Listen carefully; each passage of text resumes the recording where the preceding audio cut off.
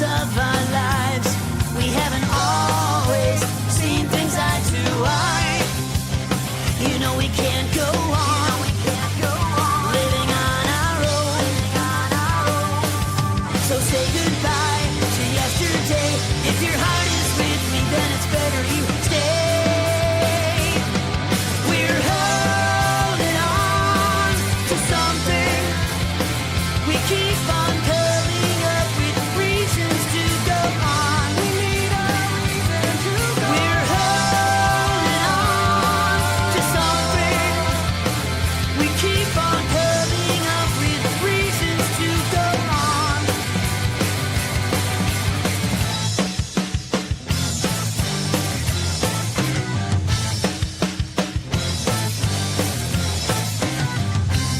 I got a feeling, you know what's on my mind. You know I never left it undefined. Think you understand that we cannot rewind. Our future could be redesigned. You know we can't go on living on our own. So say goodbye to yesterday. If your heart is with me, then it's better you stay.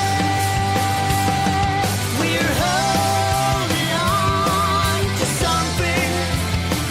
We keep on coming up with reasons to go on. We need a reason to go on. We're holding on to something. We keep on coming up with reasons to go on.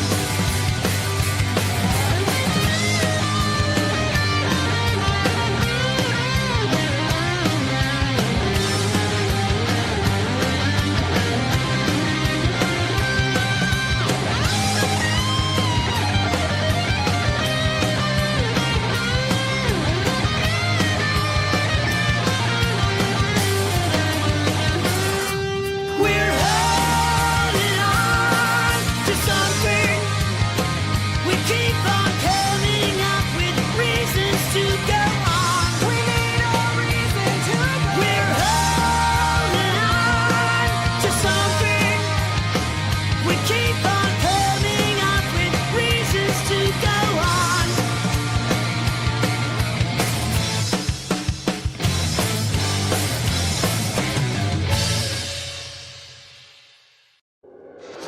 It's showtime.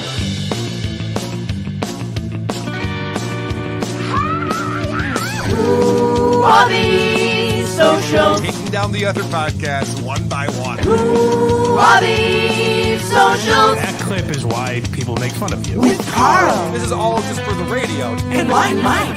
We don't have business to take care of. Who are these We are socials? the number one podcast on the internet today. WATS.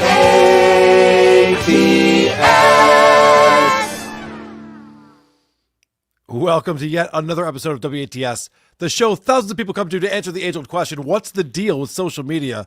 This is the only show about social media that does surface-level deep dives on topics they passionately aren't interested in.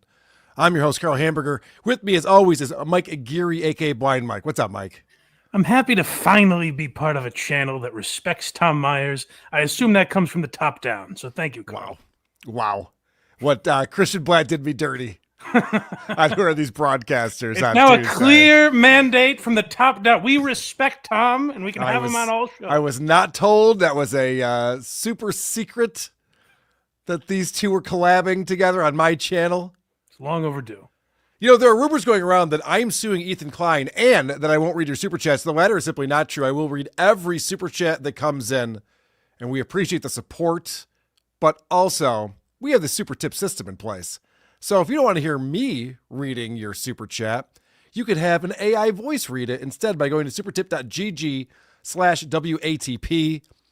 Wow, super tip is blowing up. Now, TSN is using super tip. Oh, wow. It's everywhere. It's unbelievable. Now they've made it. Now they've made it now. It's the fastest growing chat system in the world. Impressive. TSN signed up. So supertip.gg/WATP. Participate in the show if you feel so inclined to do so. Now, the way that we start our show is with banter. Before we do that, we talk about doing banter, and that's our pre-banter.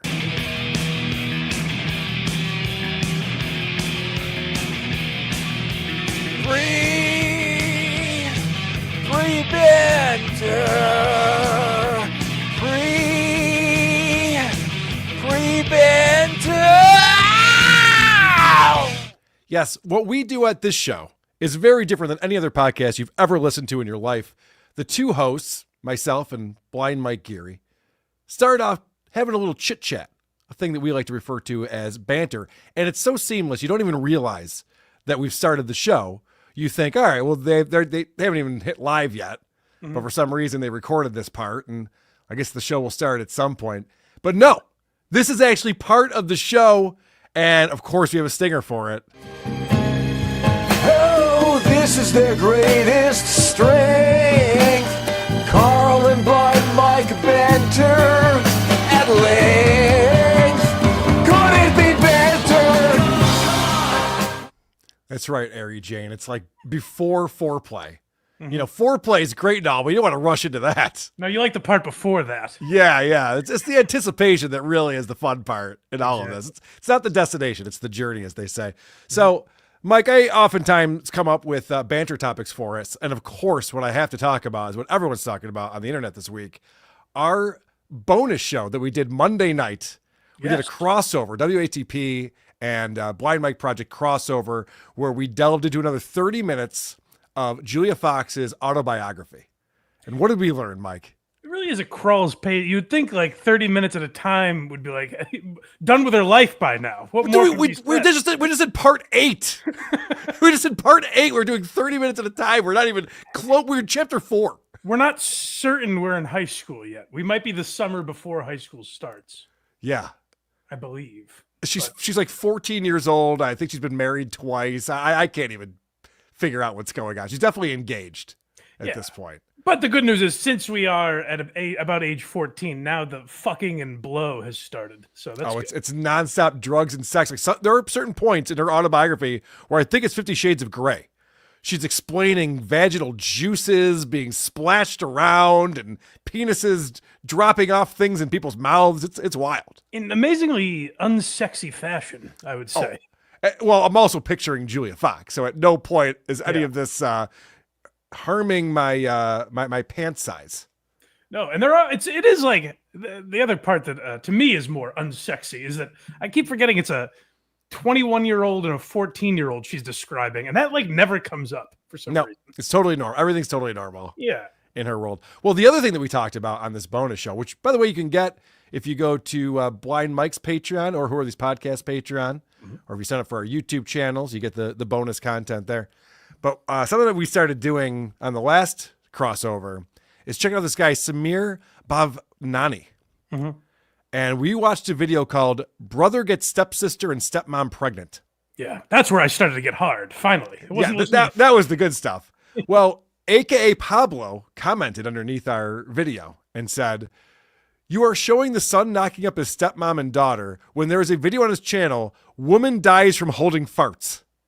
Well, we'll get there. Right. I mean, we're building to that, obviously. That's going to be the crescendo of course of all of this. But yes, I'm sure that'll be a very good life lesson. Woman dies from holding farts. That's these videos. They're supposed to be like after school special style, learn something. The moral of the story of this guy who uses an AI app to make viral videos and then starts making tons of money. And with his money, he gets his stepsister and his stepmom to sleep with them, but then they get pregnant and they have the kids and he has to raise them. And that's his comeuppance. I'm sorry, I just spoiled the whole thing. That was the weirdest fucking story I've ever seen. Well, also remember this. It's like you watch, say you were just watching TV and that came on, what you just described. And at the end, there's like an Apple logo. It was an advertisement for some software. It was crazy. That's right. I still want to look into, I got to reach out to that company and see if they know anything about that. Oh, I got to make a mental note on that one. Yeah. All right. The other thing I want to talk to you about is there's this trans TikToker named LILLY TINO. We've played her on the show even recently where she sits down, she's filming herself eating, and the server will come over and misgender her or him. And she gets all upset and then she wants to leave, and she makes a whole scene out of it. Devastating. There's a compilation that she has put together for us. I want to play a little bit of that because some new news has come out, some breaking news on Lily Tino. But first, let's remember who Lily Tino is. It looks like he's having a nice feast. She, her. Yeah. Yeah, it's okay. It's all good. But it was not all good. I use she, her pronouns. I'm not sir. Yeah, like it's like a knife in the heart. I did specifically ask ahead of time not to be called sir. Yeah, I'm just going to go. Okay. The Sweetwater starts at, okay. I'm so sorry. I apologize. It's just always like a knife. It always hurts every single time. I was wondering if there's a manager I could talk to about something that happened. Yeah, I was called sir. Oh, okay. It just really sucks every time it happens. I don't need to be called ma'am. I just need to not be called sir. With this lady's voice, it feels like something that like Ryan Long put out, and then I'm like, oh, Ryan's lost it. Like he doesn't have it anymore. There is a video I was just watching where Lily gets trapped in an elevator and has to use the emergency button, and then the people call into the elevator to talk to her. Mm-hmm. And she gets misgendered. They're not even looking at her. They're like, all right, sir, we can help you out. She's like, oh, sir, how dare you? It's like, you're stuck in a fucking elevator. You sound like a dude. I don't know. I don't know what to tell you. All right, ma'am, we won't help you. Right. Well, I don't know what you want from us. So, Filthy Creepoff fan in our Discord posted this video that came out recently that's kind of exposing what Lily's up to when she's making these TikTok videos. Her TikTok account still boasts around 405,000 followers, a considerable number, but one wonders how many are hate following to catch the next train wreck. Across Reddit, TikTok, and YouTube, Lily has become a running joke and a source of outrage. There are dedicated snark pages cataloging her misdeeds. In comment sections, you'll find upvoted remarks like, yes, she's a Karen, yes, she treats waitstaff terribly. Even many in the transgender community refer to her with disappointment or outright anger, fearing she's giving them a bad rep. It's a remarkable reversal of fortune. In barely 2 years, Lily went from an unknown person finding herself to a celebrated trans influencer to arguably one of the most disliked personalities on TikTok. And the public's morbid fascination with her downfall is, as the title of this video suggests, satisfying to a great many. Because in the eyes of her critics, Lily Tino brought this on herself. They see a person who weaponized her identity to bully others, who cried victim while victimizing innocent bystanders, like waitstaff just trying to do their jobs. This is my favorite kind of person to point out and point and laugh at, because she is a cry bully. Yeah, she's weaponizing this transphobia for her benefit. And well, it doesn't seem real. Like, it doesn't seem like they even, it seems like they're doing it specifically to ruin people's days. Because like there are certain videos where you see someone yelling, excuse me, you called me him or her or whatever. Right. And you're like, oh, this is just a mentally ill person. The videos you just played seem like someone who's seeking those interactions to ruin someone's day. Well, not only ruin someone's day, but also get free food. Right. This video that I just played a clip of is over 30 minutes long, and it really documents over the years how often this is a grift, where she's going in and she's waiting, and I know I'm using she. It's very difficult. I don't know what to say. And she's goading and baiting people into saying the wrong thing so she can get upset and she can talk to a manager so that she can get free meal. She also talks about, like, I'm going to be streaming myself. I have 1 million followers. You know, she wants them to know she's a big deal and all this shit. Well, the reason why I'm bringing all of this up is because something just came to a head. And she was at Disney recently. I think that was one of the videos that we played on WATS. And one of the things that Lily likes to do is go into the ladies' room and take photos of herself using the ladies' room. Oh. Especially if she's not wanted in the ladies' room. So this article just came out. Trans TikToker Lily Tino facing possible legal action from woman he caught on camera while taking photos in female restroom at Disney World. Now, this is from Redux, which has articles like this all the time. So they refer to Lily as he in all of this. But basically, Lily is in the bathroom taking selfies and just leaving the people in the background in there. Disney seems like a real freak show. We've got 500-pounders reviewing rides. We've got this guy. Disney's a wild ride. Stalking the bathroom. Yeah. A woman photographed in a female bathroom by an infamous trans-identified TikToker has announced she is considering taking legal action against him for violating her privacy. Nicholas Cantino, known online as Lily TINO, is a transgender content creator with over 400,000 followers across social media. Cantino skyrocketed to notoriety after repeatedly filming himself berating frontline staff at restaurants after they accidentally misgendered him.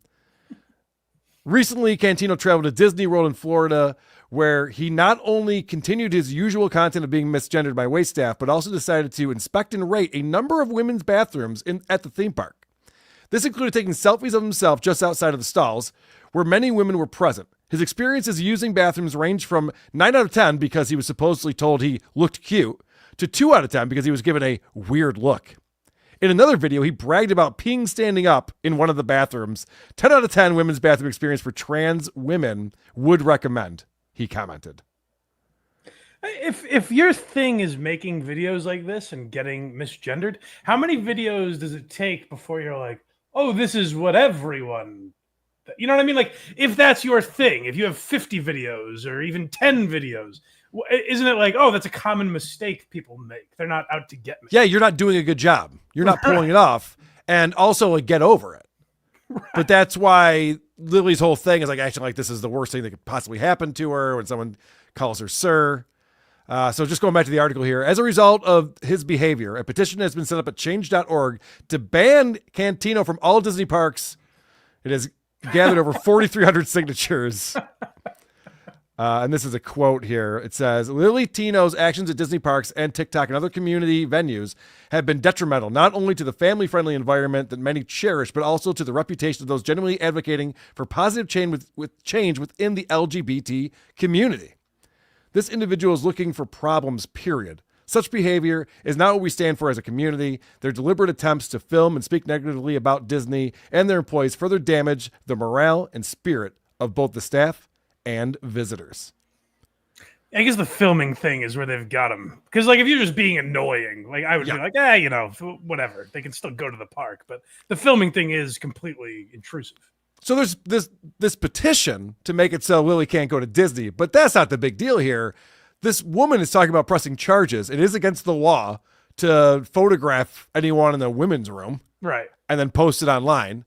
And so I was watching a recent Blair White video she just posted about this. And she's saying that Lily might be facing up to 5 years in prison and a $5,000 fine. Wow. I don't know. It won't get to that point, obviously, but could be interesting. But also in the Blair White video, this is a comedy show, so I didn't want to get into this. But she showed a video of Lily chatting with an underage person online about sex acts. Oh, okay. So Lily's also a total creep and should be shunned. We're getting Capone on tax fraud here. We're going after the wrong thing. Yeah, right. Grooming children. And we're just like, yeah, but also I can see that woman's face next to the stall. And this lady's annoying, right? Like, I get the whole kid thing, but yeah, right. That's the problem about being so annoying on the internet. People start to look into you, trying to figure out what you're up to. Right. So you got to be careful. Anyway, that's my presentation on Lily Tino. We'll keep an eye on that. We'll let you know what's going on. Yes. Mike, we have a very fun segment on the show, and every fun segment, of course, has a stinger. Can Mike guess the sound from this clip that Karl has found? Actually, that's a misnomer. Dylan from somewhere found this clip. Oh. And this is a game. This is a game we play because Blind Mike is blind. He can't see what we're watching. So I like to play him a video that everyone else can see, or if you're listening, you play along with Mike. Try to figure out what you're watching here when you hear this audio. You see how I'm outside and I'm connecting with nature? Very mindful. Oh, no! Oh. Would you like to hear it again? Yeah, I'm gonna need to hear it again because nothing gave away. It's a Clearly, tough this one. person is shocked. But I gotta hear it again to see if there's anything that. Okay. All right, here we go. You see how I'm outside and I'm connecting with nature? Very mindful. Oh, no. All right. I mean, it can't be what the video is, because why would you show this to me? But it is what the video is. What do you mean? It feels like, well, I'm saying what I'm guessing. Oh, okay. Yeah. I'm saying it sounds like just the dog jumps up and like licks her in the mouth or something. Ah, okay. I see. But most dog owners wouldn't be upset about that, right? Exactly. Right? There wouldn't be that much outrage. It wouldn't be a viral video of any kind. Okay. So I'm gonna guess possibly the dog does something shit related. Okay. So you heard her say, like, I'm outside, I'm connecting with nature. Mm-hmm.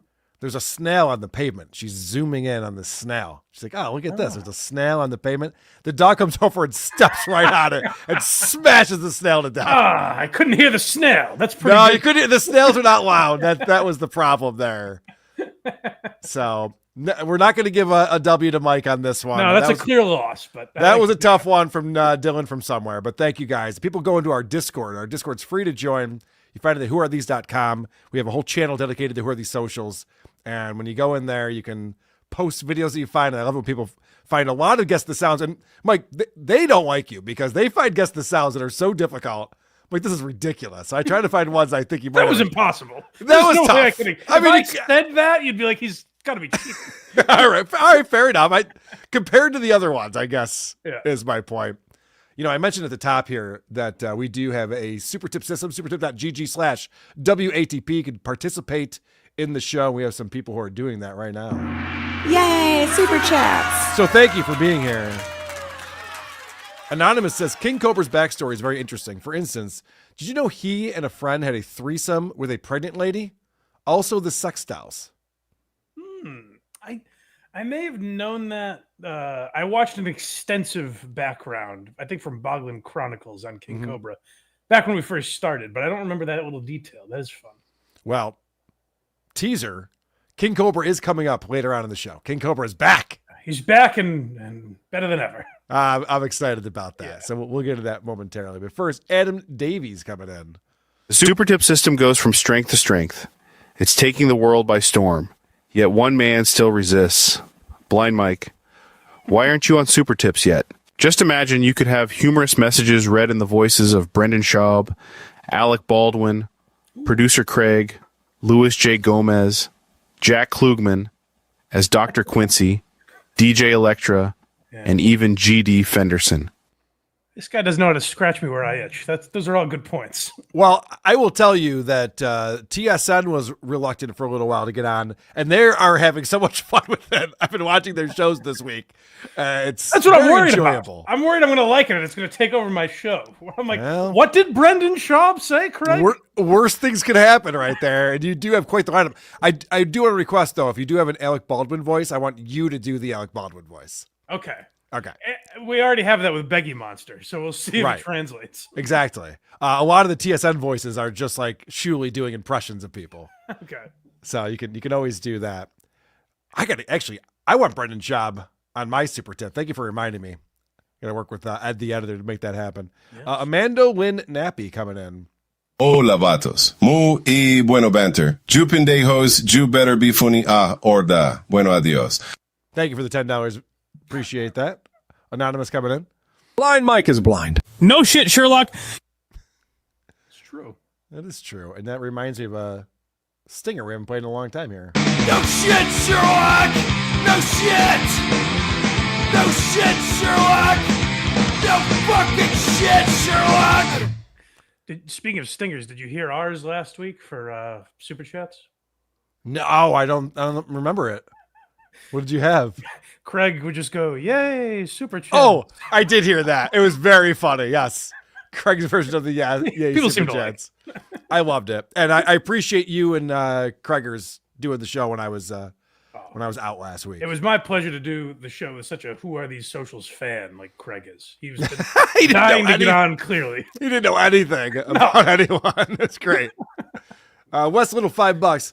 Karl, haven't had a chance to wish condolences to you and your family. Welcome to Dead Dad Club. Well, thank you, Wes. Appreciate that. Prairie Judge, remember for 6 months, says, Karl's favorite poop to barbecue on 4th of July. I hear he eats poop. Is that right? I don't. Do you eat poop? I don't. Oh, okay. But if I was going to, cooking it first would probably be a good idea. Sure. Ben C. Know what Mr. Hamburger loved? Beefy pre-banter. Yes. And hated Craig. Yeah, he did not like Craig, according to Mike Geary. His last words. I had no idea. Lily's hairline is a Norwood 3. According to Junk Food King. All right, let's get back into it. I want to head over to Instagram because there's Alec Baldwin and Hilaria Baldwin over at Instagram. Two are just so cute.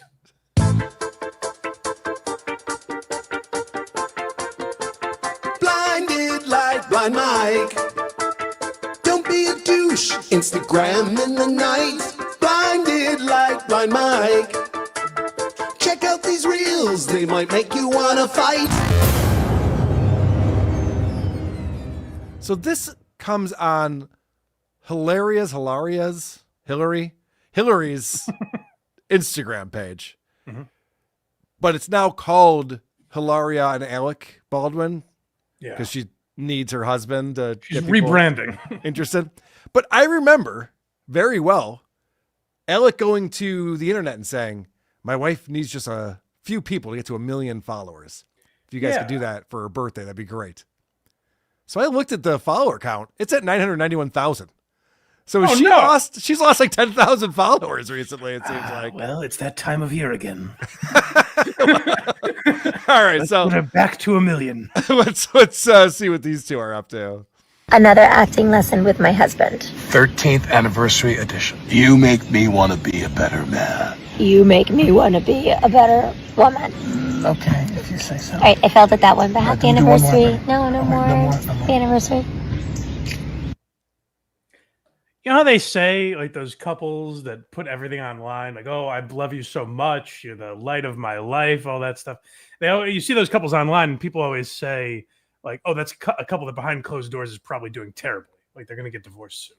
Yes. I'm glad the Baldwins have put an end to that nasty stereotype and made it very clear that their online presence is true, and they really do love one another. I disagree, Mike. What? I think things might not be, there might be some trouble in paradise over here. But that seems so genuine. This is my translation of this. Hey, honey, for our anniversary, can you try to get me famous again? Yeah. I'm still not as famous as I want to be. Can you just show up in my Instagram? Well, Hilaria stopped posting for a decent amount of time, at least regularly. Was it after she had the book incident in Manhattan, or? Oh no, even before that. Okay. Like I'm talking over a year ago. Like she kind of stayed away from the public eye for a little while, and I think this reality show has lit a flame that is unstoppable now. Oh boy. Because these little that like acting lesson bit that they do, that's one of, I don't know, 15 of those videos where she makes this decorated actor read a line from a movie. It could be The Godfather, or pick your classic movie. And Alec will read a line and she'll repeat it back. And then he'll repeat it and she'll repeat it back and be like, aren't I so cute trying to act?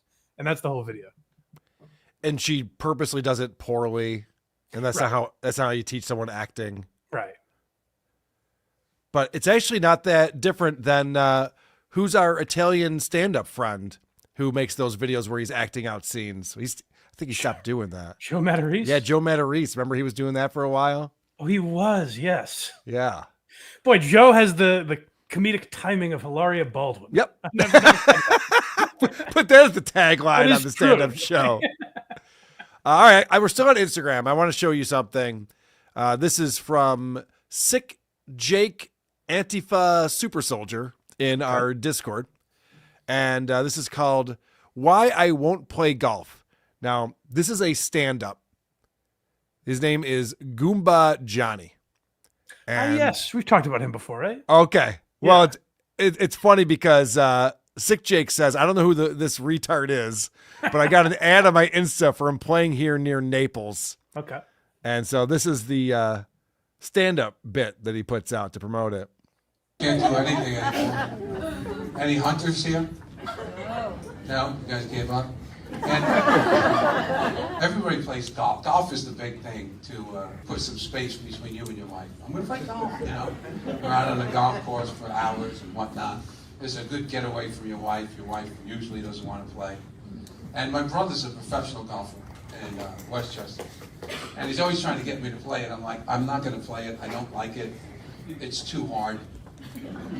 It reminds me of marriage. You put everything into it and you get nothing back. And he goes, why do you say that? I said, this is exactly like marriage, Tom. They're both expensive, right? Halfway through you start drinking. You lose your balls. And you very rarely get a hole in one. It's exactly... This is good cat scales material from you guys. Right, You want to write that down. Yes, I will be performing the Christy Mayer Content Hotel on September 5th, WHPLive.com. If you want to come to the Catskills and see us. Yeah, I mean, is that the corniest shit ever? Now, they're both very expensive. A lot of things are expensive, but okay. What are your other analogies you got there? You rarely get a hole in one. What does that mean as far as marriage goes? Really fuck her in the twat. I mean, I get that it's a sex reference or innuendo, but I do not get what that means. Like, I've never like hooked up with a chick and then talked to my buddies the next day. I'm like, oh yeah, hole in one. They're like, what? I birdied with a girl last night. But well, that's impressive. I wasn't lucky enough to have a hole in I'm one. proud of you. What the hell is he talking? That's the most hack material, and he puts it out on Instagram for people. The first couple don't even seem like jokes, even by like 1950s standards, where it's just like, yeah, like I don't really like golfing with my wife because I'm miserable. It's like, oh, jeez, sorry, buddy. That was basically what he was saying. Well, whenever I see hack comedy, I like to bring it to you. Thank you, Mike, 'cause I know you enjoy it so much. Yes, I'll take another look at Goomba Johnny, see if he has any more gems like that.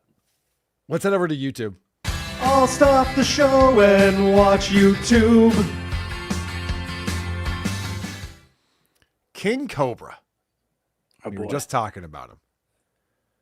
He's back. He's got a new video that he posted. And this is how it starts off. When they said they wanted tots. Nope, that's not how it starts off. Hold on. Here we go. There we go. What's up, YouTube? We just chilling like rockstar villains. Hope you all having a fantastic weekend. It is the weekend. It is after 5 o'clock. What does the weekend mean to King Cobra? It's like, it's 5 o'clock on Friday. I'm kicking back with a drink now. You started drinking at 11 a.m. It's quitting time, finally. Yeah, right. It's finally punching the clock and getting out of here. You can take it easy now. Not have any booze at the bloody moment, but that's all right. Hope you're having a fantastic weekend. My fucking cell phone's broken on my soul and on my personal ones. So like cool rock star villain on the weekend.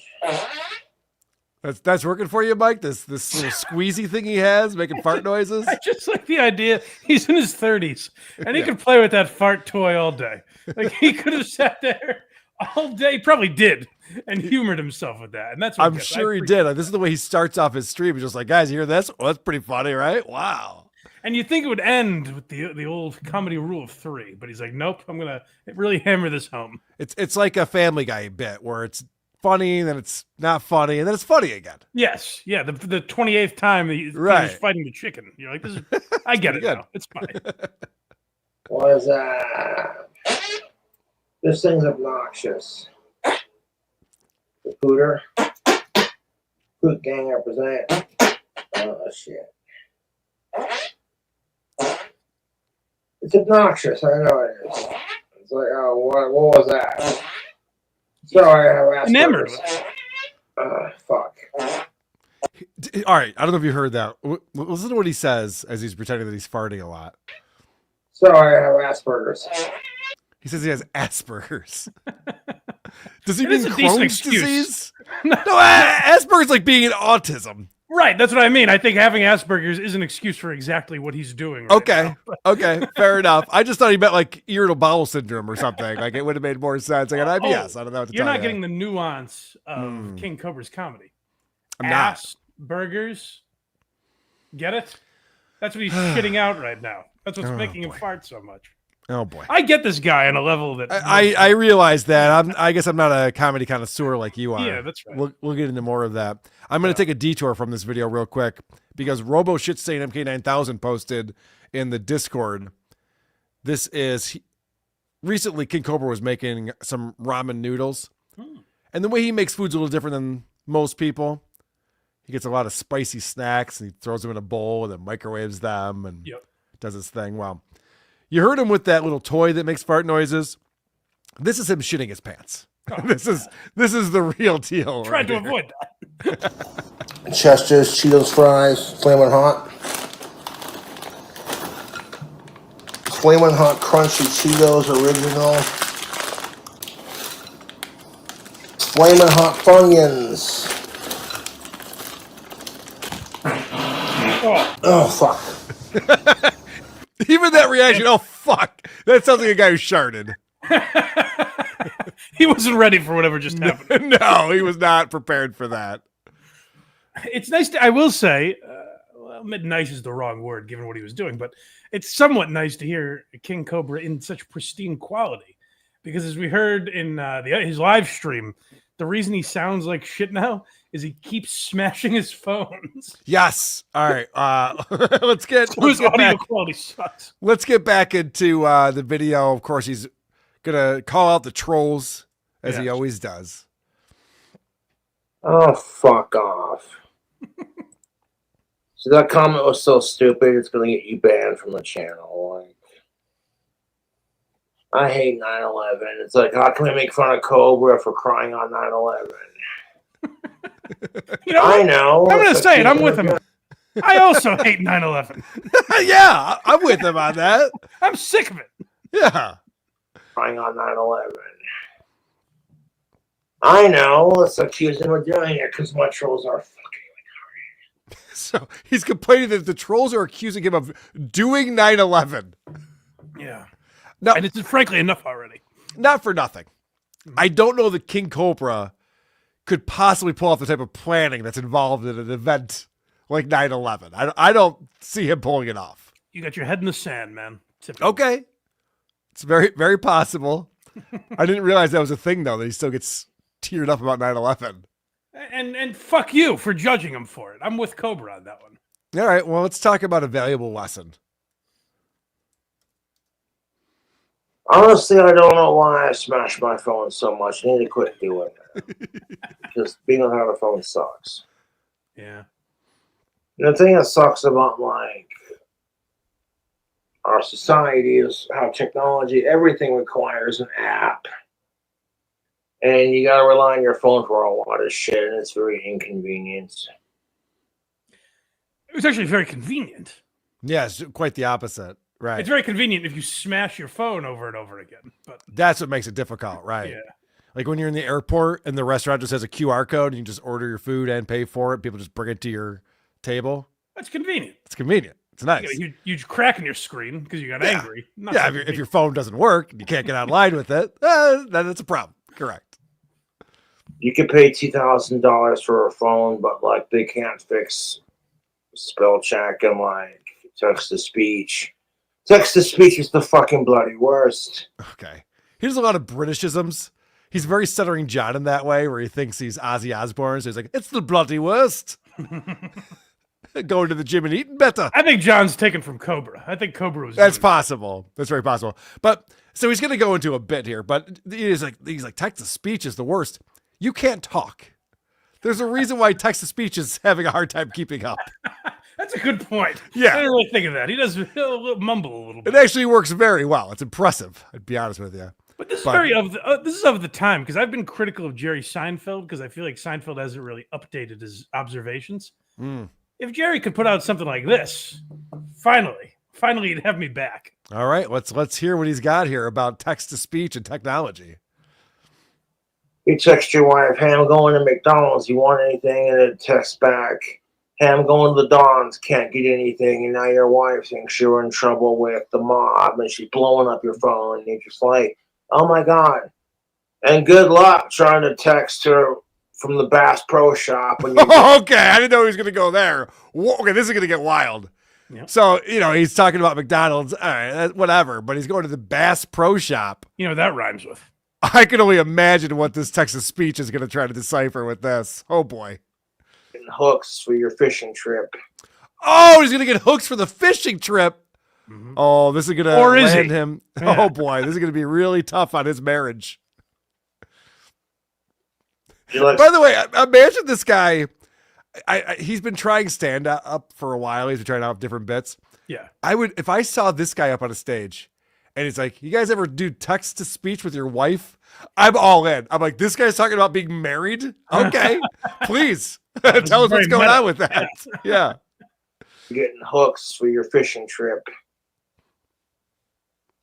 You're like, sorry, honey, can't talk to him at the Bass Pro Shop, and now it texts her back at the Ass Pro Shop getting some hookers. Oh boy, who saw that coming? More like who hasn't been in that situation. That's true. Yep. Speaking for all of us. It's like goddamn text to speech, and she's blowing up. You're cheating, you piece of shit. You cheating son of a bitch. God. Like, woman, I am at the Bass Pro Shop. Fucking fuck text to speech. I'm getting hooks. I'm not. All right, so at this point, I would say, move on. Bit's over, right? Oh, we all get it. I gotta know why you would text your wife that you're fucking hookers. You probably wouldn't. Right. And then I don't know why they'd call you back and like, what are you cheating on me? It's like, well, yeah. I appreciate your honesty. You're right. Yeah, I just texted you. That's what I'm doing. I'm begging hookers at the ass shop or whatever he said. So this bit should end right here. There's no more comedy to be mined from it, but no, he can't help himself. This is very Tom Myers-esque right here, where he sells past the clothes on this one. I'm not getting hookers. Fucking goddamn text to speech. I swear to God. Oh, bullshit. You're lying to me. I'm like, woman, I will FaceTime you right now. Click. Look, see that right there? There's a shelf with all the baits. Mm-hmm. Oh, you weren't lying to me. No, I wasn't. Goddamn text to speech. I swear to God. Good stuff. So true. So true. Good stuff. I like that it starts as a bit and then it turns into, and here's how you remedy this situation. You FaceTime with your lady and prove that you're at the Bass Pro Shop. That is an area of comedy that isn't done enough. It's like you set up a situation, it's hilarious and relatable, but then to the end of the situation, the comedian provides a logical solution. And the next time this happens to you, just call your wife and clear it up. And it'd be funny if I laughed and learned today. I've been to conferences and things where they'll have like pens and notepads at every area to sit. So it's like, go ahead and take notes. There's going to be all these people giving you all the information. Write down what you think is interesting. That would be a good thing for comedians. I want to see Norm Macdonald come out. Well, I guess Norm Macdonald won't be coming out at this point. Yeah.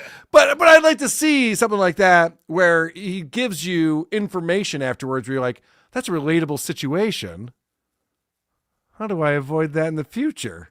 Right, exactly. You're laughing and you're learning. Right. So I liked this because he explains what phones are good for. Oh. Yeah, because we found out that he's not thrilled with phones, but they do some things well. Okay. I swear, dude. Cell phones are only good for a couple things. Watching lesbian porn, listening to Ozzy Osbourne, and like the occasional text or phone call. Outside of everything else, complete bollocks, man. The big three. Complete bollocks. Man, again with the Britishisms. Yeah. There is something to be said about simplifying your life, though. I got to give him credit. I see a lot of people who are like their phone's controlling them. The tail is wagging the dog, so to speak. Yeah. And this guy goes, "Fuck that noise." I do 4 things on my phone, and I use my phone for probably 3 or 4 more things than he does. But is it bringing me joy? Right. Maybe I should be more like him. And I always say there's a lot of people like Brendan Shaw being a good example where like he thinks he's a Renaissance man. He's like, he's not just a fighter. He's a commentator. He's a podcaster. He's a comedian. He's a car aficionado. He's all these great big things. King Cobra says, I know what I am. I like lesbians and Ozzy Osbourne. That's it. That's all I need. And if I gotta text someone back every now and again, I will. But that's about it. Fine. Right. This is interesting. He does a spot on Stuttering John impression. I was really impressed with this. Okay. Yeah, fucking hell.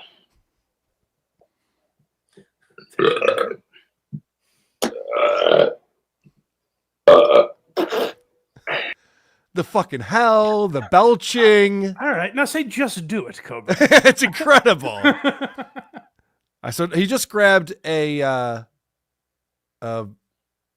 puppet that's sitting on his lap. I forgot about the puppet. Yes. And so now he's going to go into his other act. Oh, good. Yeah. How you doing, Sean? Lousy. You're doing lousy? Yeah. Why you lousy, Sean? Your hands up my ass. Oh, well. Has that joke ever been done before? No, it's pretty good. It's pretty good stuff. Oh, look, he drugged this asshole off the shelf. When they said they wanted top shelf, they weren't talking about alcohol, you drunken ass face. What'd you call me? A drunken ass face. You called me a drunken ass face. That's not very nice. That's the only shit I give. Oh, my God. That's actually a pretty funny line. That's not terrible. Yeah, the dummy goes, yeah. That's the only shit I give. I'd like to hear Lisa Boswell deliver that if she was still with us. If only we had a chance. That's the only shit I give. It was pretty it's good to see him back streaming because he was down for a while. Last week we talked about him. Yep. And I think the last we left off with Cobra was good for him, good for Josh for having what was her name? Jessica? The crazy lady? Yeah. Yep. Good for Josh for getting that nut out of his life. And then I saw him with the puppet. I believe my comment in our notes was, I think he might need Jessica back. maybe it wasn't as good a thing as I thought. He does seem a little lonely. He might need some more human interaction. Yeah. Than he's currently getting. He's just farting and playing with puppets. I do worry about him. And a smashed cell phone. There's another guy on YouTube. People have sent this to me before. I don't think we've played it on the show. His name is Ice Cream Man. Does that sound familiar? It does not. So Killer Elucidator sent this in our Discord. And this is a video that came out 9 days ago. It has 1.4 million views. This guy has 631,000 subscribers on YouTube. Okay. So I want to start with the way this video starts off. And I'll just tell you that this is just a guy, but he's standing there with a toilet seat around him, and the back of it's back behind his head, and it's covered in what looks like maybe poop. Nice. Yep. And this is what he's up to. Choo-choo piggy, choo. We start from the beginning. Here we go. Rum piggy, rum piggy, rum piggy, rum piggy, rum piggy, rum piggy, barkity bark bark bark bark bark bark, oinkity oink oink oink oink, piggity piggity poo, piggity piggity puggity, piggity piggity puggity, grease a little piggy boy, grease a little piggy boy, bucking for bacon, grease a little piggy boy, bucking for bacon, dirtly dirtly birdly, grease a little piggy boy, bucking for bacon, turtly dirtly birdly, turtly dirtly birdly, grease a little piggy boy, bucking for bacon, turtly dirtly birdly, turtly dirtly birdly, grease a little piggy boy, grease a little piggy boy, grease a little piggy boy, bark bark bark. Grease a little piggy boy, grease a little piggy boy, grease a little piggy boy, bark, bark, bark. Grease a little piggy boy, bucking for bacon. Grease a little piggy boy, bucking for bacon. Grease a little piggy boy, bucking for bacon. Grease a little piggy boy, toilet time. Grease a little piggy boy. All right, so we're 41 seconds in on the video. Let's fast forward a little bit, shall we? Yeah, please. Why don't we scrub to 34 minutes in? All right. And see what he's Something's got to be happening. Yeah. 34 minutes later. Let's see what's doing. Grease a little piggy boy, bucking bacon. Grease a little piggy boy, toilet time. Grease a little piggy boy, bucking bacon. Grease a little piggy boy, breakfast time. Grease a little piggy boy, piggy. Grease a little piggy boy, piggy. Guys, hey, thanks for that super chat. Hey, thank you, hard-hitting quotes. Guys, thank you, everybody, for all the super chats. Do not insult me on this stream. Do you understand me? Do not call me a pig. Do you understand me? Because I'm not putting up with it. I'm not putting up with it. No one's gonna call me a pig. I was just singing a song about a pig, not me. It's not me in the song. Do you understand me, guys? You need to stop. You need to treat this stream with respect. You are done. I'm just here to sing a song. And you will not interrupt me. You will not be rude. It feels to me like if they put Chili DeCastro in solitary, what he'd be like after a while. It's very possible. Remember that that NPC craze on TikTok? Where it was just like these things are floating in and she had Yeah, right. So he did that little singy rant thing for 34 minutes. I like that at the beginning, you accidentally started a few seconds in and not knowing what the video is, you go, oh, I'm sorry. You guys won't understand that. Let me go back to the beginning. Right. Now it'll make perfect sense. Yeah, it was all the same. All right, so then he stops at 34 minutes in and he starts telling his viewers, you will not be rude to me. You will not be calling me a piggy. Let's go an hour and 36 minutes in. Let's see what he's doing. You know, it'll probably change up by 96 minutes, right? It would have to. It would have to. You'd think so. Doing? What do you think you're doing, huh? What do you think you're doing? What did I just say? William Town thinks of the 199 Mr. Big Pig is raging again. William! My name is not Big Pig! My name is not Big Pig! William! It's over, guys. By the way, for people who are wondering, that's not Anthony Zenhauser. So just I'll put that myth to rest. Oh, good. All right. He seems to still be concerned about people calling him names. Yeah. On here. Why don't we scrub ahead? Let's go 2 hours in. Holy shit. Let's see what he's up to. Does he ever get into like conversation, or is he doing the piggy song? Well, that's why we're scrubbing ahead to see what's going on 2 hours in. Maybe all right. Maybe the content gets better.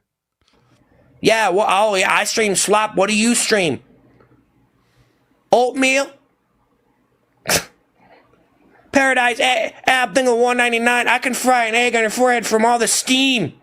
Melody, thank you for the whale diving. Melody, thank you for the whale diving. Call me a whale. Melody, you call me a whale. All right, so he's still getting angry about what people are chatting about. You know what I'm going to do for us? Because we can't just sit here and watch this forever. I'm going to go 3 hours and 37 minutes in. Holy shit. On this video. Let's see what he's up to 3 hours and 37 minutes into this. I'm not the pig king. Do you understand me?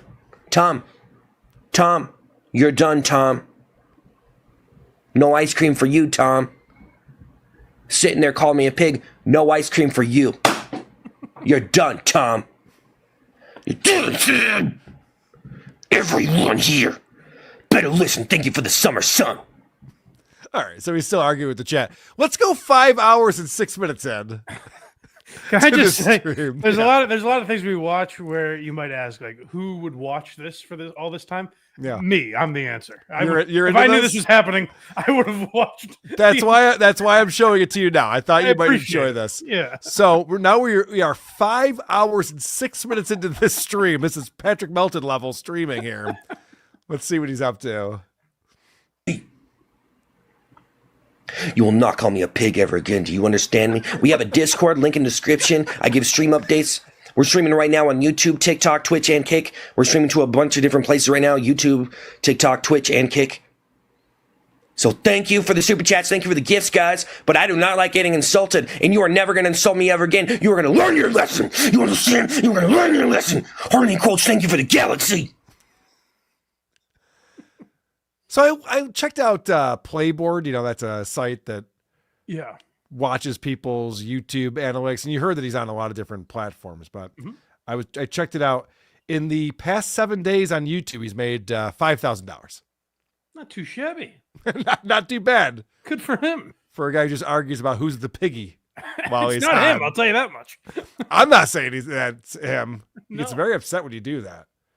What a weird world. Like, where there are going to be kids that come from like that inheritance. Like, Right, they're influenced by that. You have a trust fund? What did your father do? I told people he wasn't a pig on the internet, but he kind of was at the end of the day. Oh, I see what you're saying. My thought was, when it comes to art, art inspires other artists, and you see That like too. this, Yeah. yeah, you see like how 50s rock and roll inspired the Beatles to reinvent rock and roll, and then Pink Floyd took it, all these different directions, and Right. Zeppelin and stuff.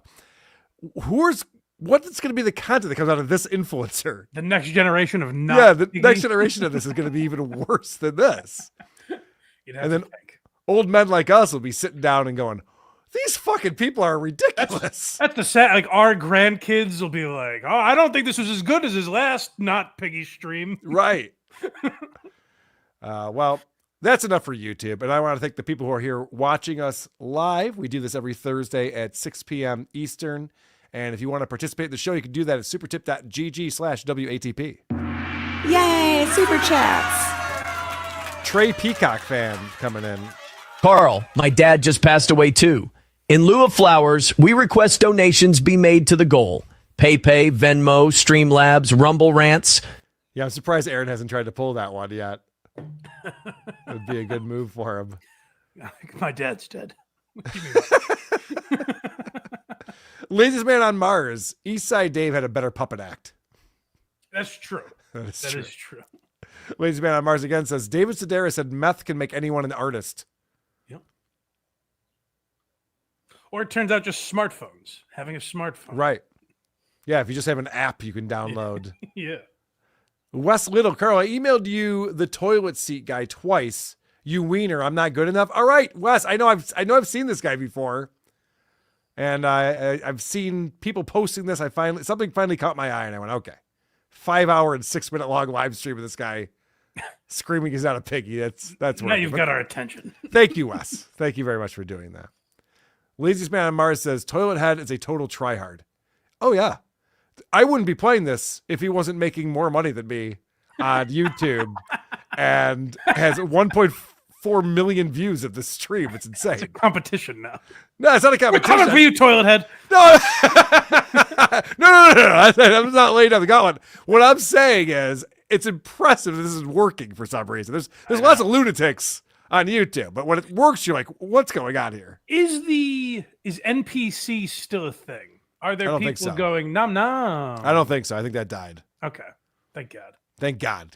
When we called it while it was happening, I'm like, this is a fad. This will not last very long.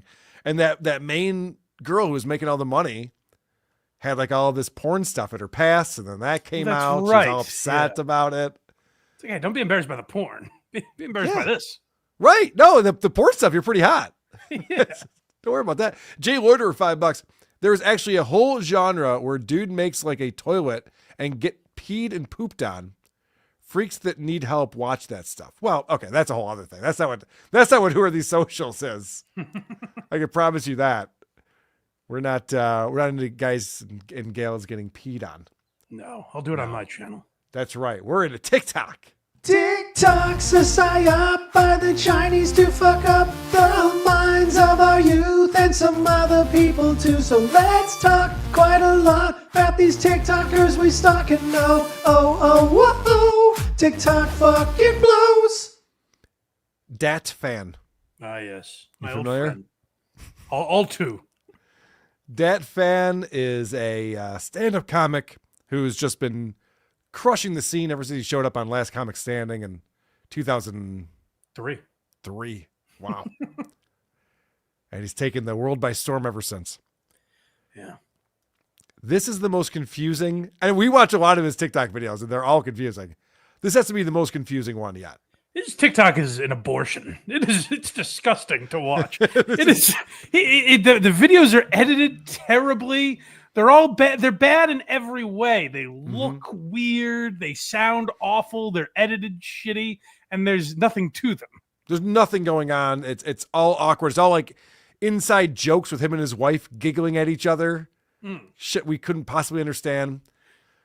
And this video is very perplexing because there's something to like act like you've been there before when you're a guy who's around for 22 years. And I also get we live in a time where like, hey, Andrew Schultz sells out the garden. He's going to take a picture and be like, hey, look, I sold out the fucking garden. That's cool. But if Schultz 22 years from now is consistently selling out the garden and is still like, aren't I the best? You're kind of like, all right, douchebag. Yeah, that fan is 22 years into comedy here. You'd think this wouldn't be that big a deal for him. But again, the editing on this is brutal. So be ready. Be ready for that. The Give a Hoot Comedy Club, and I just got word this morning from the owner that it's sold out. So we are sold out for our show coming up 48 hours before it happens. This is a message to so it just reset. We picked up in the middle for some reason, and now this is resetting here. Can I tell you why I think that is? Please. At first, I thought it was bad editing. Mm-hmm.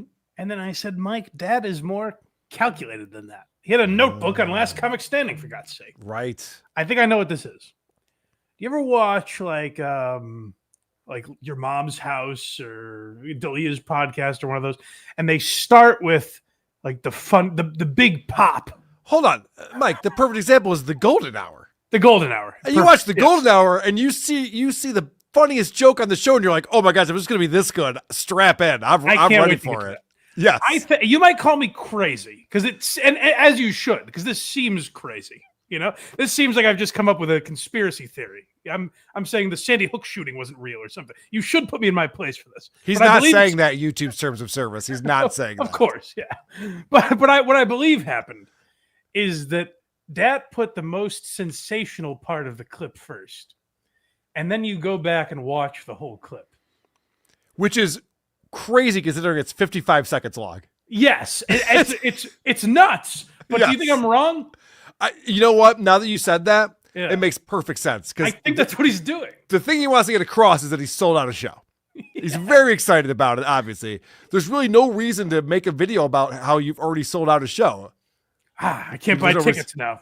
There's no reason to promote it, but all right, so let's see what he has to say. He's very proud of himself. It's a bittersweet message to everyone out there. I just sent out a post yesterday about Gaithersburg, DC area, the Give a Hoot Comedy Club, and I just got word this morning from the owner that it's sold out.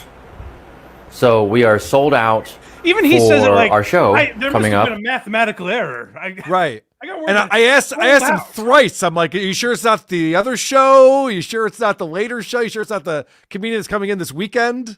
He's like, my people are getting to work on this, but they're claiming it's sold out. I'm sure that's not true. I'll get back to you. We'll get back to you on that. I don't know if the owner's on drugs. I've heard rumors. I don't know what's going on. For our show coming up 48 hours before it happens. So I might have to just come back in the future sooner rather than later. So the ones that did buy tickets, thank you so much for your support. And the ones that did buy tickets, like there's a whole bunch of, as if they're like Swifties going, God damn it, I just can't get tickets to see Dat Phan. It's not fair. The app crashed on them because there's so much traffic. I mean, I could buy them in the aftermarket, but it's ridiculous. It's 4x the cost of what it would have been. It's going to be tough for the people inside the show to hear the comedy because so many people are going to be outside chanting, "Let us in! Let us in!" It's hilarious. And I will look forward to seeing you there, and I'll give you a really nice performance with all of my openers. Oh, I didn't like that. With all of my openers. That's a Rich Voss joke. Yeah. Give it up for all my opening acts. Right. But he's not making a joke. No, he's not. Like, you would think he'd be like, there's going to be a comedy showcase. It's Dat Phan and friends. We're all going to be there making you laugh. This is why Dat wanted us, the Havre de Grace 6 kicked out. Right, because you're laughing at Tom Myers. We were there laughing for Tom Myers. And he was like, oh, no. My openers don't get laughs. I get laughs. But it's amazing to be in his position and have that. In his defense, it is very weird to see an audience laughing at Tom Myers. I disagree. God damn it. Is the whole world turning on me? What's going on here? I think it's you that's the joke. I know. I think so, too. I think you and Christian Platt are going to team up and do a show with Tom Myers. Well, let's not get that crazy. Just to stick it to me. With Tom, sure. I haven't lost my mind. Okay, good. And we're going to have a really great time at Give a Hoot Comedy Club. Congratulations to my team on selling out the show. We are now sold out. This is an internal conversation with your team. Yeah. Right? Like, if I got that call from the promoter or something, or got an email, I'd forward that to the other people on the show. Like, hey, guys, we sold out. And they're great. Yeah, sweet. All right, we're going to have a great show this weekend. I wouldn't go to TikTok and be like, ha-ha, Look what I got done. It's not something a guy a quarter century into comedy or more would be doing. He was on That's Last like 5 years into comedy should do. he was on Last Comic Standing 22 years ago, so I imagine he's like getting close to 30 years in comedy. Yes. And he's like, guys, you're not going to believe it. There was a sellout. We finally did it. And also, the way that comedy works typically is you have 4 or 5 shows in a weekend at a venue. So you're doing 1 Thursday, 2 Friday, 2 Saturday. Sometimes it gets even crazier than that. And selling out a weekend could be a big deal. This guy's I'm already exhausted selling out one, Carl. He's got a one-off show. And he's like, can you guys fucking believe it? I sold out this room. It's insane. And I would even say you never know what if someone calls and asks for a refund because they can't make it, or maybe some freak thing happens. Why prohibit people from calling and going, hey, any Dat Phan tickets available? Like, why make a video if there are 10 people watching this? I know, yeah. Hold on. So you think people are actually watching this and going, damn it, I was going to get That's tickets. the only reason he makes the video, right? Like, why else make the video? Yeah, you done fucked up, you guys who didn't buy tickets. What were you thinking with that? Damn it. Honey, I told you not to wait. So, yeah, that's an interesting humble brag from Dat Phan, but I'm honestly surprised by it. To be honest with you, Mike, like we're making fun of him for making a video about selling out a show, but I'm just as surprised as he is. There was part of me that's like, no, I'm like, no, that can't be. Yeah, how did that happen? He's got to be wrong. So yeah, there's part of me that's like, oh, good for him, I guess. But watch the Friends or like Sam Morrill and Mark Norman. Yeah, right. All right, Joe List, you're my opener. Get off the stage. It's time for me to come up and do my impression of my mom. Yeah. If this was the Chad Zumach show, whatever that's called this week, I would call the owner of this comedy club and ask him, like, what the fuck happened? You guys like giving away blowjobs? What's going on? How did he sell out Dat Phan? It's very impressive. Yes. All right, so I'm going to transition to a video that came in from a Record Lover. Now, Record Lover is in our Discord. He's very active, and he also has the Woke.Dad TikTok channel. Yes. So he's usually looking at Woke Dad, but he found an interesting video, and we come across these types of videos a lot. This is a 13-year-old trans kid who's there with his or her mom or their mom and talking about their journy. I like this is Record Lover's algorithm now.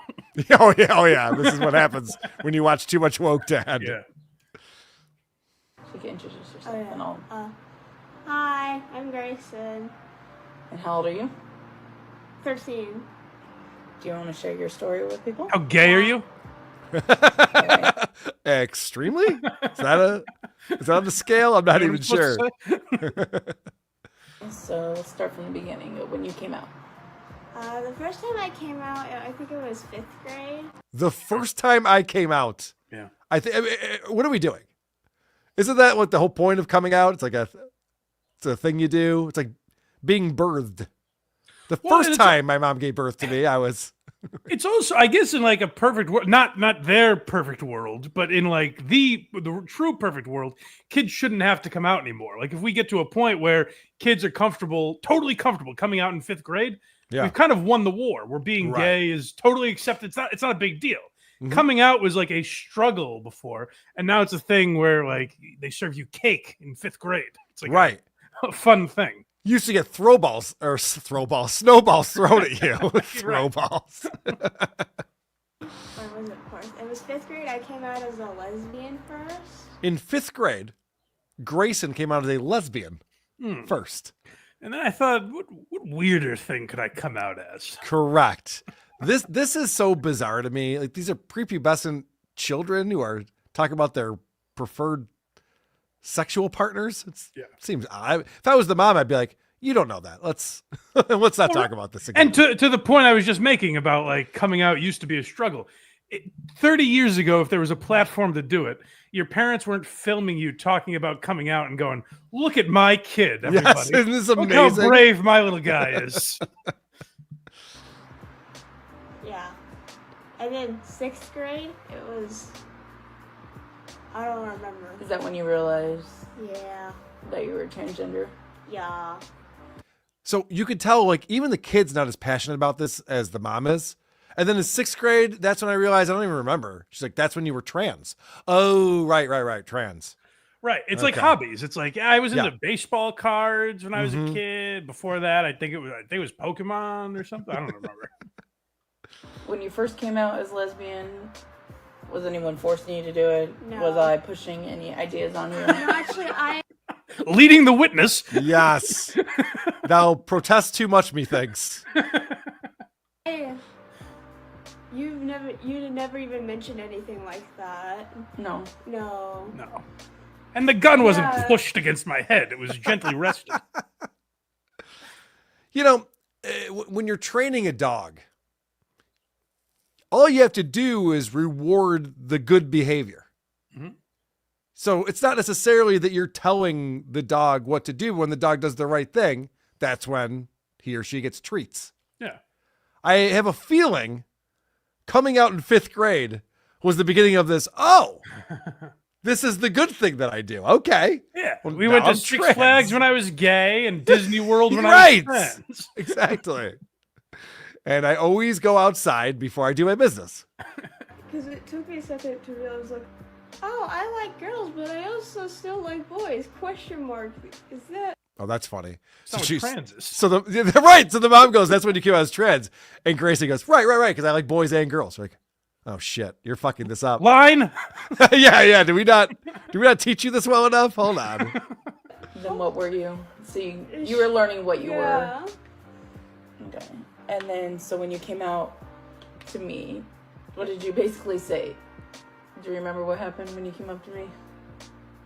Not really. You said, Not really. Who is this video for? I don't think Grayson said, "Set up the camera, Mom. I need to tell my journey."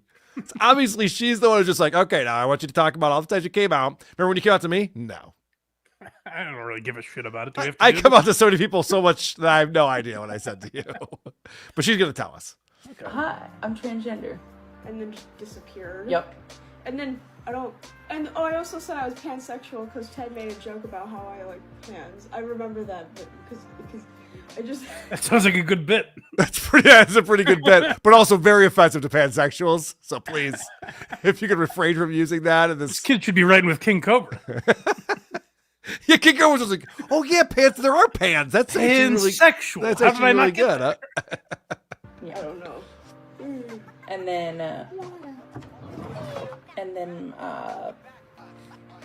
he was going by a shortened name of his dead name. He was going by Ash.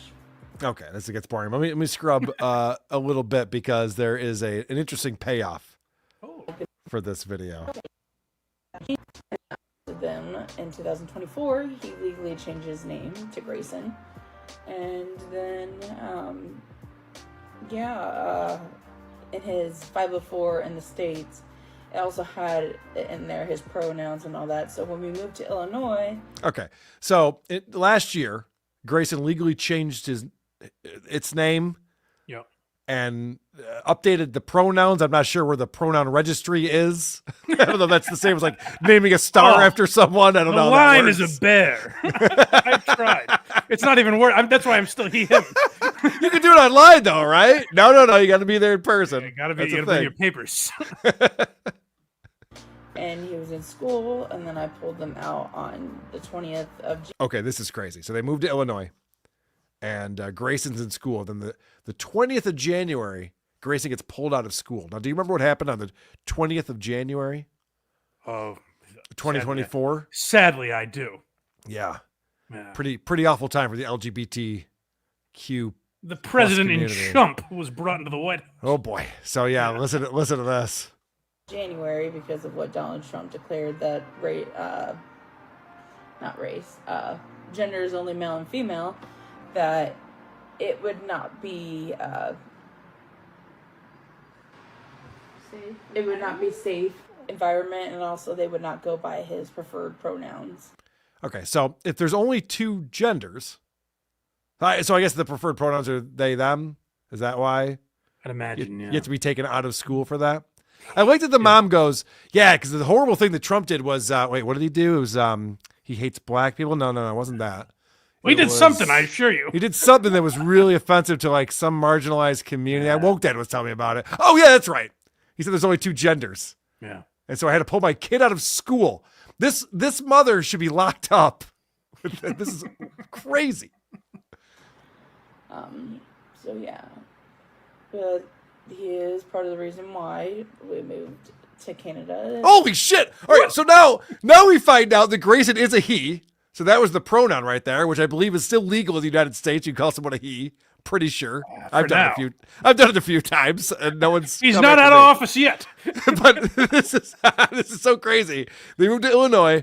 Trump gets elected president. They're like, yoink, you're out of school, and they moved to Canada. Also, that Grayson could keep coming out throughout the rest of his childhood, I guess. Yeah, he's not even done with his quartet of coming outs. Right. To try to get safety. I am not the only reason. Yeah, but what else? Anything else you want to tell people? Oh, that's interesting. So she goes, so we moved to Canada so that we could protect this kiddo over here, as Woke Dad would say. And Gracie goes, I'm not the only reason we moved to Canada. Don't put this on me, Mom. And then she goes, okay, moving on. That's very telling right there. And I want to point out that the text on the screen does let us know that Grayson has autism as well. Oh, okay. An important thing to know for some reason. I don't know why. Well, it seems much more well-adjusted than the mother, but... Correct. I'd also like to meet a child that doesn't have autism at this point. That'd Right. be weird. I don't know. Thank you for listening. Okay. You're welcome. That's a wild one. I don't like to talk too much about the LGBT. I know we do a lot on this show. It's a lot of what social media is, so it's hard to avoid it. We get tons of recommendations for this kind of stuff. This next one came from number one Kumia Cuck in our Discord, and this is pretty interesting. What we're going to see is a woman makes this TikTok feel-good video and accidentally reveals that she's trafficked a teenage girl. Yeah. So this is a woman who's like taking a victory lap here, talking about how great she is. And then as she's telling the story, it's just like, oh, that what you're doing is wildly illegal. You shouldn't be doing that at all. Check this out. I don't even know where to start, to be honest with you. Back in October of 2022, my now ex-husband and I, we took in a 14-year-old teenage girl. As in, she was not in the system anymore. She wasn't through the state. She wasn't through, CPS. She needed somewhere to go. I found out that she needed somewhere to go through a post on Facebook from a private group that I had been a part of. Lost dog. I remember seeing the post and... She found a 14-year-old girl from a Facebook group. This kid belong to anybody? It doesn't have any tags. This is crazy. Just knowing that this is my daughter. Thankfully, there was no convincing to my now ex-husband. He was 100% on board. I had only seen a picture, maybe a handful of pictures of her. I did not know what she looked like. I had only talked to her on the phone for maybe a few minutes. We ended up buying her. So she's not impulsive. That's good to know. I would have wanted an impulsive person just adopting a 14-year-old willy-nilly. That's good. I saw a picture and I said, nope, this is the one. Yeah, she's And a rescue. Yep. And my husband, who has now completely left me in the dust. He was fine. He was cool with it. Yeah. Luckily, he had one foot out the door already. Maybe a few minutes. Yeah, he's like, do whatever you want, honey. I have a mistress. I don't need this shit. We ended up buying her a brand new iPhone and mailing it to her. We're in Texas. She was Parents of the Year. For the first thing they do is get her a phone. Smart. All right, this is interesting. So they're in Texas. And mailing it to her. We're in Texas. She was in New York at the time. Okay, so this is now going across state lines. All right, just wanted to establish that. Very good.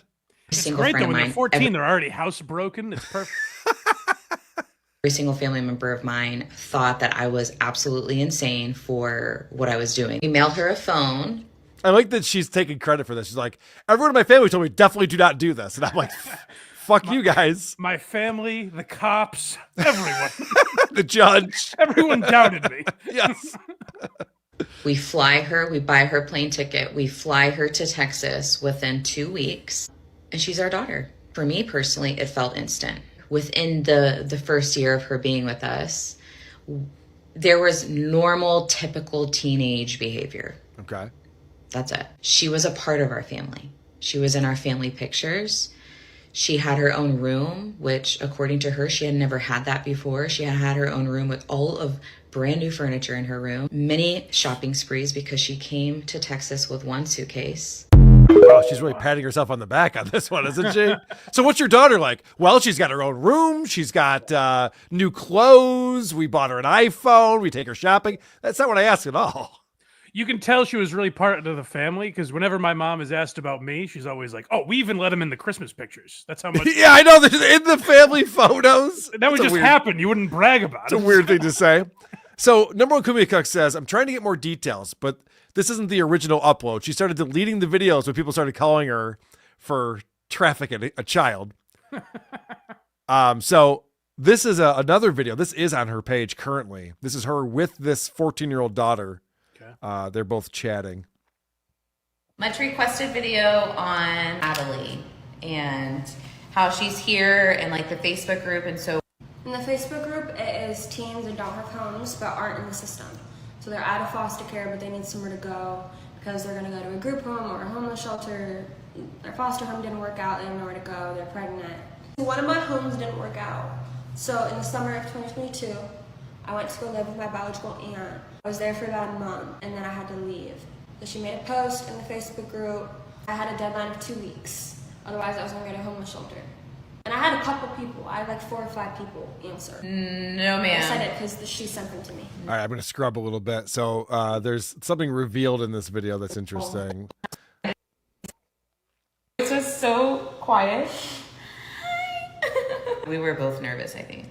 I've been adopted 3 times. People want like information about my foster care experience, boarding school experience, name changes, name changes, teen pregnancy. How many times has your name been changed?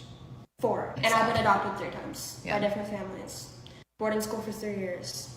I just think that it's really cool. This lady didn't even bother adopting me. She just took me. Yeah, right, yeah, there was no paperwork or anything. It's great. This was perfect. So she's been pregnant twice. She's currently pregnant in this video. She's like, she just does normal teenage stuff. Yeah. Yeah. Well, that's what happens with rescues, you know? Yep. She That's the shakes when you raise your hand. She's not fixed. That's the problem with her, right? TikTok has been healing for me. I think that it's cool that she's feeling brave enough to come on here and share because I think that God's going to use you for real. Something I saw a few months back that like stood out to me. It was a quote, and it was like, people always told me to stay silent to protect the peace. But then I realized whose peace was I actually protecting. Good stuff. So I'm pretty sure that she has since left this woman. Oh, no. This did not work out. Why? I know. You'd think this would be perfect, but I think that's what I heard about that. We'll keep an eye on it. Those are always so sad when it seems like she should be the owner, obviously, because she loves her so much, but then the mean real owners come and take her back, you know? Yes. Corella DeVille comes in. And Yeah, says, exactly. This one's mine. She's a very good girl, though, so good for them. We have Woke Dad coming up, but first I want to thank the people who are supporting the show, who are watching along, going to supertip.gg/WATP. Yay, super chats. Anonymous says, I imagine what the folks at DARPA in the 60s who developed the internet must be thinking now that it's getting used by fat guys wearing toilet seats. Yeah, they fucked up, but here we are. They are bitter about it too. The people who originally developed the internet, I've seen articles just like, this is not what this is for. They're right. This is not why we did this. They're 100% right. They're not happy about it. Laziest man on Mars coming in. Woohoo, I made 63 cents from selling bacon grease. But Jerry, all that bacon cost $27. But my wife paid for that. Doesn't she get her money from you? And I get my money from grease. What's the problem? One of my favorite Simpsons episodes of all time. I know I'm accused of liking The Simpsons too much. You familiar with that episode? I'm not, I don't think, no. Oh, it's a great one where it ends with Homer trying to take groundskeeper Willie's grease, and Willie's not having it. Spoiler. Anonymous says, when you came out as lesbian, did anyone force you to peg other girls in the shower or eat carpet? Or did I force you to scissor? Those are all really good questions. You skipped the best part of the video, it sounds like. Oh, scissor me timbers. It's just a weird thing to be talking about sexuality with prepubescent children. I find it off-putting. A little odd. Wages Man on Mars says, transing your kid is the new Munchausen syndrome by proxy. In some cases, I think that's very true. Yes. Chad's missing upper lip coming in. Fuck you, Portnoy. I know you threw a little Jewish lightning on the KMS basketball practice space. I wish it was 6,000,001. Wow. I always try to make sure my mouth is clearly not moving. When those Yeah, you get so uncomfortable. You're real spicy on this show. You're not like that on the other shows that you do. That's true. It's wild. Well, you make me feel comfortable here.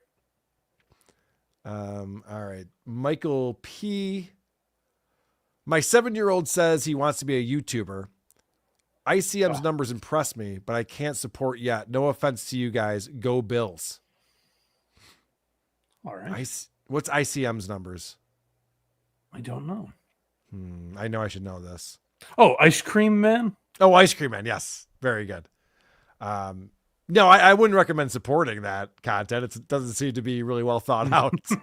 Hey, as Patrice O'Neill said, it's the hacks that inspired me to do comedy. Correct. So, you know? Yes. It's a good point. No one goes see George Carlin just like, I could do that. Right. But Michael P., your 7-year-old wants to be a YouTuber. I say, buy that 7-year-old an iPhone immediately and get them streaming. Yeah. What are you waiting You for? saw who are the kids that do that food show? Oh, right. The Maryland MD Foodie Boys. Yes. Yeah. I haven't checked in on them in a little bit. I wonder what they're up to. That could be your kid next. Nan Cram, member for 16 months. K, I will forever think of the Canadian Supreme Court as you described it on the Creep Off. A beaver with a stick and 2 baskets labeled yes and no. I think that was actually Vinny. When I was questioning what the Canadian Supreme Court would be, I think he came up with that. That's a pretty good one. Thank you, Nan Cram. Chad's missing upper lip. When did you come out, Carl? Hashtag fire Blatt. No. When was the first time? We're not firing Blatt. I come out all the time. It's nonstop with me. I like the assembly of just do it's at the beginning of your show now. It's piling up. Yeah, do you notice that? We got Bubba. I told them in the strongest of words to just do it.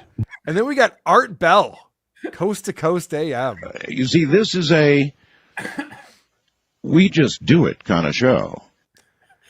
I like the Bubba one because it sounds like he's like rallying the Bubba army to be on your side in the strongest of words. Yes, right. We got to support our gay friend Carl. Let's all just do it. I like that you're doing requests now. This is working out really well for our show. What else do you like from my other shows I can play a drop of? I like Producer Chris. Any funny lines of him? Oh, Producer Chris is great. What about this from This Little Piggy? Hey, a few more of those 20s. I'm a happy pig. All right. Rocco Orby 2002 $5 says that lady and her ex pulled a Steven Tyler and adopted a sex daughter. Oh my God. Oh, well. You might be onto something there. I hope that's not true. I hope not. Yeah. I really hope not. Nan Cram is over on Super Tip as well. I think Rochester's abortion guy needs T to adopt that kid. Okay. I hate that I'm Rochester's abortion guy. You're the abortion guy. I don't know how that happened to me.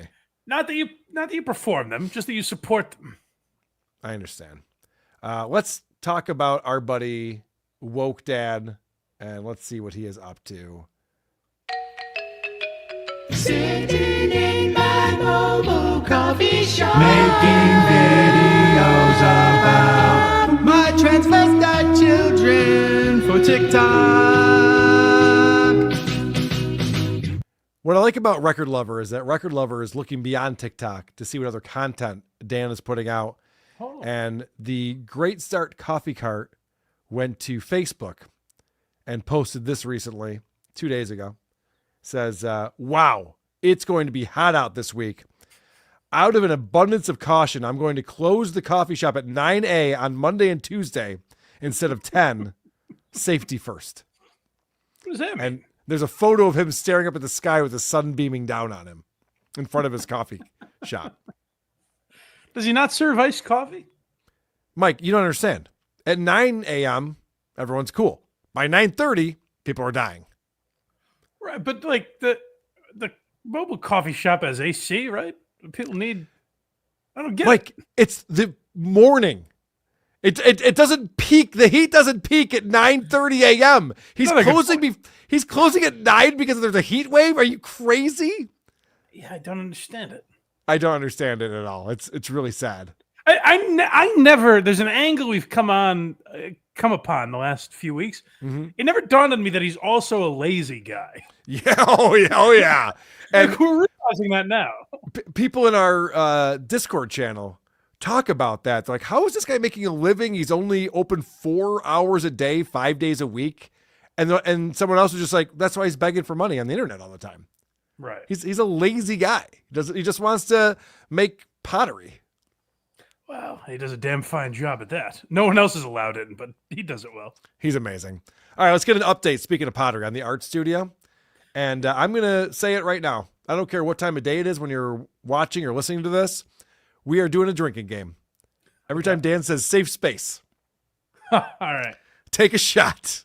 Oh, this is gonna be tough. If you lose your damn tape measure all the time and you need one strapped to your wrist so that you don't lose it all the time, and you're also someone who cares about safe spaces, then this may be the video for you, because... Now, just that right there. If you're a guy who loses your tape measure all the time and you care about safe spaces, this is the video for you. Finally! Mike, you and I are like so insiders with this guy now that we hear that, we go, yeah, okay. Think about if this was the first video we watched this guy, be like, what? This guy's crazy. That's a good point. Because I actually watched this on Drew's show. Yeah. And Mark Fellhauer was just like, what kind of niche audience is this? I didn't even think of that. I'm just like, no, this is normal. This is what he thought. This is what he does. But imagine if you are the guy that he's like, my two things, what's big to me in life? Tape measures and safe spaces. Safe spaces. I just can't find any content. He's going to elaborate on that here. I'm both of those things. I am someone... I'm losing my tape measure guy, and I'm also wanting safe spaces, dude. I'll tell you, I love making kids feel safe, and I love losing my tape measure. Be the video for you, because I'm both of those things. I am someone who loses my tape measure all the time, but I'm also the dad to a trans kiddo and another kiddo who's part of the LGBTQ community. I love the way he talks about the lesbian daughter. I got a trans kid, and the other one, also is, I guess, different or something. Gay. Yeah, just gay. So passe. Yeah, I mean, I had gay friends growing up, so it's not that big a deal, but whatever. I guess that's all she could do. And again, to listen to the phrasing where he's like, I lose my tape measure all the time, but also I have a trans kid. That's how he says it. Yeah. As if to say, like, if you met someone that's like, I'm the father to a trans kid. It's like, oh, do you have your tape measure on you right now? Yeah, of course I do. I don't lose my tape measure. What kind of silly question is that? I have an extra one in the car. And creating safe spaces is really important to me. Now, I know the last time I posted one of these shop videos, somebody said, why would you do that? Why would you want to do that? Well, any money that I make from that space, from this at all, goes back into my art studio that supports kids in vulnerable communities. And honestly, it goes back into vulnerable communities as a whole. And also a windowless van that I'm saving up for. This guy is a creep. I'm sorry. I didn't think that before, but I'm starting to come around. People have said some things about how Dan has an affinity towards children. Yeah, I mean, who knows? But the free hugs from a vaccinated free dad. Hugs was that was a tough one. That for me shirt he's wearing is really weird. But also this he's obsessed with safe spaces, and that's like a red flag for me. Yeah, Jerry Sandusky made a safe space for kids too. As I recall. Right, like anyone who's like obsessed with children's safety all the time. They're hiding in plain sight. Right. Like, why do you think children aren't safe? Well, because there's guys like me around. I'm not worried about children's safe spaces. I don't talk about it at all because I'm not worried about that. Yeah. I could be wrong. Dan, I'm kidding. You're good. Yeah, we're just joking around. We're just joking around, buddy. Communities, and honestly, it goes back into vulnerable communities as a whole. I did a ton of kids' gift bags for a local food pantry. I did a ton of kids' gift bags for Pride. When you give him money, it goes back into vulnerable communities as a whole because he put crayons, yes, I said crayons, and a coloring book in a bag and handed it to some stranger. Cool. Does he go on to list that he tweaked his arm, patting himself on the back for all those things?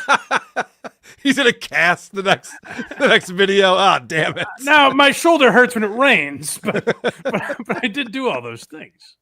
Making kids happy, creating safe spaces, and creating joy. Okay, let me back it up. This is just what making kids happy, creating safe spaces. And by the way, let's not forget, I believe these art studio updates only come every once in a while because of us. Like Yes. that, maybe I don't know if that's an egotistical thing to say. No, I think you're really right. believe that because of us, every once in a while he has to throw out like the art studio, which is still happening. Remember, I'm making an art studio. He's raised over $10,000 for it, so I would hope. Not to mention, he's had 2 kilns given to him for Any this day art now. studio. By the way, There's again, a ton of kids' I've gift built a bags. house that they're painting now. It's done. It started like 6 months ago. Congratulations. And so, Mike, I assume that you needed donations through a GoFundMe, and then you and the skirt did that yourselves and built that? No GoFundMe needed. It took a short amount of time, and now it's done. So wait. So you're telling me that like you could hire contractors that know how to do that kind of stuff, and they will just go do it? I didn't lift a finger.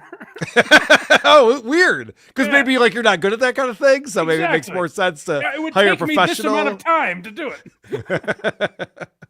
Could you imagine if Mike was building a house by himself for the last 4 years? He's just like, "Yep, we finally got gas running into the kitchen." So my there's update that. would be like this guy. I'd be like, I've got mugs. Does anyone want a mug? Right. For pride, making kids happy, creating safe spaces, and creating joy. Those are all things that are really important to me. So any money that I generate from this space goes to that space.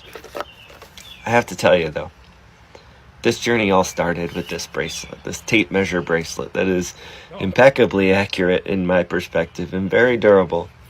Could you imagine if there was a tape measure that wasn't accurate? What would even be the point of that? Why would that even exist? Hey, are those actual inches? I don't know, give or take. This is between 3 and 7 inches. We're not. Just round it off. Whatever, man. What do you need to know? I did it because I liked it. And then I realized that the owner of this small business is a good human being. Okay, so now he's promoting another small business, but he never actually gives you the name or URL or anything. This is weird because he's talking about this bracelet that he's all excited about, that's also a tape measure.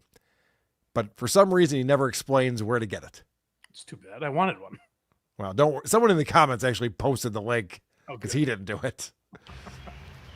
So, supporting a good human being, supporting a good small business, getting a quality product, and then having whatever revenue that I make off of it go back into a place that's a safe space for kids in vulnerable communities. Drink.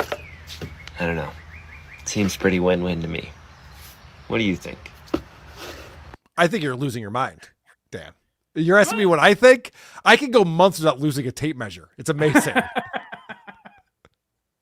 Am I wrong here, or is he saying he's the good person? Well, so he was talking. No, I think he's talking about the owner of the. But he never brings it up.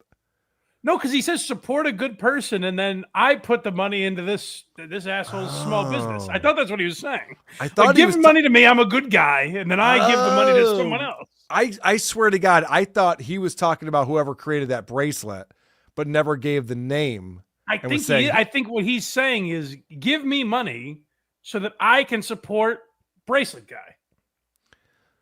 So then Astrus Moon in the comments says, I love my designed laser invented by at Copper Cactus Collective and the limited edition for at Quinky launch for supporters. Love my black needs CM. Oh, she needs metric apparently. But see, Daniel's like, no, don't support them directly. Support me so I can support them. Well, right, because in the comments section, so she tags them, this company. Yeah. And then there's no response from Dan, but Copper Cactus Collective responds to that and says, glad you love it. The Quinky ones are beautiful. I love making those too. I mean, I don't want to get too involved in this world, but like, what is Dan doing? You might be right. He might have been patting himself on the back. Yes. Like, and the owner's an amazing guy. That's why he doesn't promote Jesus. the business itself. He's like, hey, support me so I can keep supporting other good people. I think that's what he's saying. Why am I giving him the benefit of the doubt? I don't even know why. I'm like, no, Mike. He can't be that egotistical and crazy. No, certainly not Dan Alexander. Come on. Talking about the same guy here? Yeah, you're right. I'm an idiot. This next one goes back to an early version of Dan. Yes, we've seen this a lot. You showed this at the live show. I did a little last week where if you go into real early Dan, like COVID Dan, when he started his channel, he was footloose and fancy free. This guy, COVID Dan's a blast. Yeah, this is great. So I'd like to address the issue of dating in your 30s. Woo! Okay, so dating in your 30s is like taking a big old box, nice big box full of broken plates. And you take it and you go, you reach in that box, you find the least broken plate, and you start licking all the food off of it. And try not to... Whoa. These broken plates are also dirty? That's right. Why would there be a box of dirty broken plates? Just in case you ever need them. I didn't understand that at all. In case you need an analogy for dating in your 30s. I also like that he goes, there's a box of broken plates, and then what you do is you break them more. You already established they're broken, but now there's also food particles on them, and you're licking them like a creep. But this is also, so we played a video last week. We may have hit the live show as well, because there was a couple of them where he's like, where are my fellas at? Where my dogs at? Where are my guys in their 30s that just want to relate to a fella? Like he's trying to get these straight white male followers, oddly. He's like looking for more followers like him. He's like, I have all these kids following me. And then I think he started cultivating his audience because he's doing this, I don't know, Hannah Burner bit where he's like, doesn't it suck to date in your 30s? Yeah, I guess that just got in like the girls algorithm or something. And what's weird about this is that he started his TikTok. He's told us this to communicate with his 2 children because he had joint custody to get to communicate with them all the time. It's just not true now that we've seen that's just a lie. Obviously not. Obviously not. You reach in that box, you find the least broken plate, and you start licking all the food off of it. And try not to cut yourself while you're doing it. Okay, so let's add in COVID. This is what dating in your 30s and COVID is like. It's a paper bag over his head. Enough said. What? Mike, maybe I'm dumb. What the fuck does any of that mean? What's the analogy here? So the paper bag's now over his head. Why was the first part like a box of broken plates that are dirty? Right. That you're licking. That could cut you. And then he goes, and then COVID comes, and then you put a paper bag over your head. Like none of this made sense to me. Enough said. You know what he should do? Let's not talk about dating in your 30s during COVID. Yeah. I want to talk about being a gay male and trying to date women. That's an interesting angle for him to take. Because I'd be like, yeah, what's that like? No, not hypothetically. I'm talking about Dan Alexander. You're saying not enough people are talking about that, so it might be a good market for him to. I'm saying that I'm personally curious why he's dating women.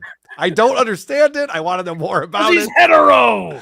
He tells us all the time he's all man, baby. Yeah, he says that too much. He talks about safe spaces for children and how he's hetero way too much. I'm not buying it. I'm just a straight man with a thirst for puss. Oh, God. We got one more video kind of from Dan that's another amazing made-up story with an interaction that didn't happen. But first... Yay, Super Chats! Nancram coming in on supertip.gg/WATP with $75. Thank you, Nancram, for that. Sorry, didn't know you don't like the A guy label. Take this as an apology. Just don't use it for any procedures. I'm okay with being the abortion guy. It's fine. But thank you very much, Nancram. And I won't use that money towards any procedures. Anonymous coming in. The reason I close a wall of 9 a.m. is because it gets really hot. In order to avoid heat stroke, I take vulnerable kids to my art studio. We skinny dip so we can lower our body temperature. Just keeping my kiddos healthy, happy, and safe. Yeah, see, that's what I'm talking about. Wow. I'm not even sure if that was AI Dan or the real one. I can't even tell anymore. I think you're getting confused. Are still $5. Mike is powerless to resist the Woke Dad's intro music. We all are. It was proven. I always bob my head. It was proven in Boston. People went nuts for that song. Yes. Cool Cut Casting $5. KARL and Adam would fit right in with Woke Dad. Apparently, Ava is definitely not a man because men get to make the final call on who counts as a woman. Yeah, that was an interesting segment we had yesterday with Adam was on Chrissy's show, and Ava got herself way involved in that. And then we invited Ava on the WATP to discuss that. Chrissy Mayer has 100,000 followers. Over 100,000 followers, yeah. I was stunned by that. Wow, good for Well, her. I was watching Chad Zumach's show today, and he claims that she bought those views, which coming from Chad is quite rich. Well, sure. It takes one to know one there. It was much higher than I would have guessed. No, she does very well. She does a very good job of getting herself involved in a lot of different worlds and with a lot of different creators and streamers, and a lot of it is very like right-wing political Yes, stuff. I've noticed So that. Yeah. that's like one thing I know about politics. People are very passionate about it, right and left. Guys who are down the middle, like me and Mike, I know. We're just like, whatever. Don't give a shit. I care about politics almost as much as I care about the NBA at this point. It's like, I'm like, oh, the Thunder 1-7, cool. Oh, that's on again. Oh, they're doing the election again? Good for them. Yeah, that's good for them. I'm happy for them. All right, so this is our last woke dad video of the day, but not of ever. And we're We'll back be in modern times. This is just the other day. Okay, yes, this is an update from Tuesday. So today I went into the Dollar Tree because I knew they sold Sesame Street socks, and I was standing there at the rack. That's where, like, if we hadn't been watching Woke Dad a bunch, that's where you would have paused it. Another example. Another example, just like, what is this guy talking about? I'm at the Dollar General because, of course, I got to get my Sesame Street socks. Not because I got to get them, because I know they have them. Right. What does that mean? It means he knows he can purchase Sesame Street socks at the Dollar General, which is something that I wouldn't have known. That's to say he's been in the Dollar General before, seen the Sesame Street socks, and thought, not today, Dan. Someday you can save up and get the Sesame Street Use socks. this later. I also didn't know the Dollar General sold clothing. Neither did I. Yeah, I would have no Yeah. idea. I thought it was like a convenience store for poor people, but I guess there's also socks in there. So today I went into the Dollar Tree because I knew they sold Sesame I keep saying Dollar General, Dollar Tree. I'm sorry, Dollar Tree. Street socks, and I was standing there at the rack, and a black woman comes up and she goes, "They have the best socks, don't they?" And I go, I got to tell you, Mike, when purchasing socks, and that's what I'm So today I went into the Dollar Tree because I knew they sold Sesame Street socks, and I was standing there at the rack, and a black woman comes up and she goes, "They have the best socks, don't they?" And I go, "Oh well, I'm just looking for the Sesame Street ones." And she goes, "That seems I just had a network error pretty on odd. my Why would end. you just be looking for the Sesame Street everything ones?" And I just said, "Well, it's my way Stop! of silently protesting them trying to defund PBS. It's just You just not have to hear the whole right." story, I And guess. she had such Jeez Louise. That was annoying. Wow. My goodness. Let's Came clean out that of up. nowhere. Let's clean that up in post. Mental note: 1 hour and 48 minutes into the stream, was things go a little wonky. My computer's very mad at me right now. All right, let's get back into You were going that. to say about the Dollar General, you've never seen what? No, whenever I'm purchasing socks, I'm in a store and I'm Oh, purchasing yes. socks. There's always someone who wants to bend my ear about it. Like, you're buying socks. So I'm like, oh, you hear this again? Everyone wants to. Can I just buy footwear and peace? Yeah, everyone wants to chat about my socks for some reason. It's, He also, you saw there, it's very minor, and maybe I'm, examining it too much, but to me, I found it very interesting that he goes, a woman. And if he just said a woman came up to me, to him, this story would mean nothing. Right. So he has to, and he goes, it's a black woman. Yeah. Buckle up. And I gotta be honest, the number of times he has interactions with minorities Yeah. is pretty incredible based on where he lives in central New York State. Well, they seek him out. He's like a magnet.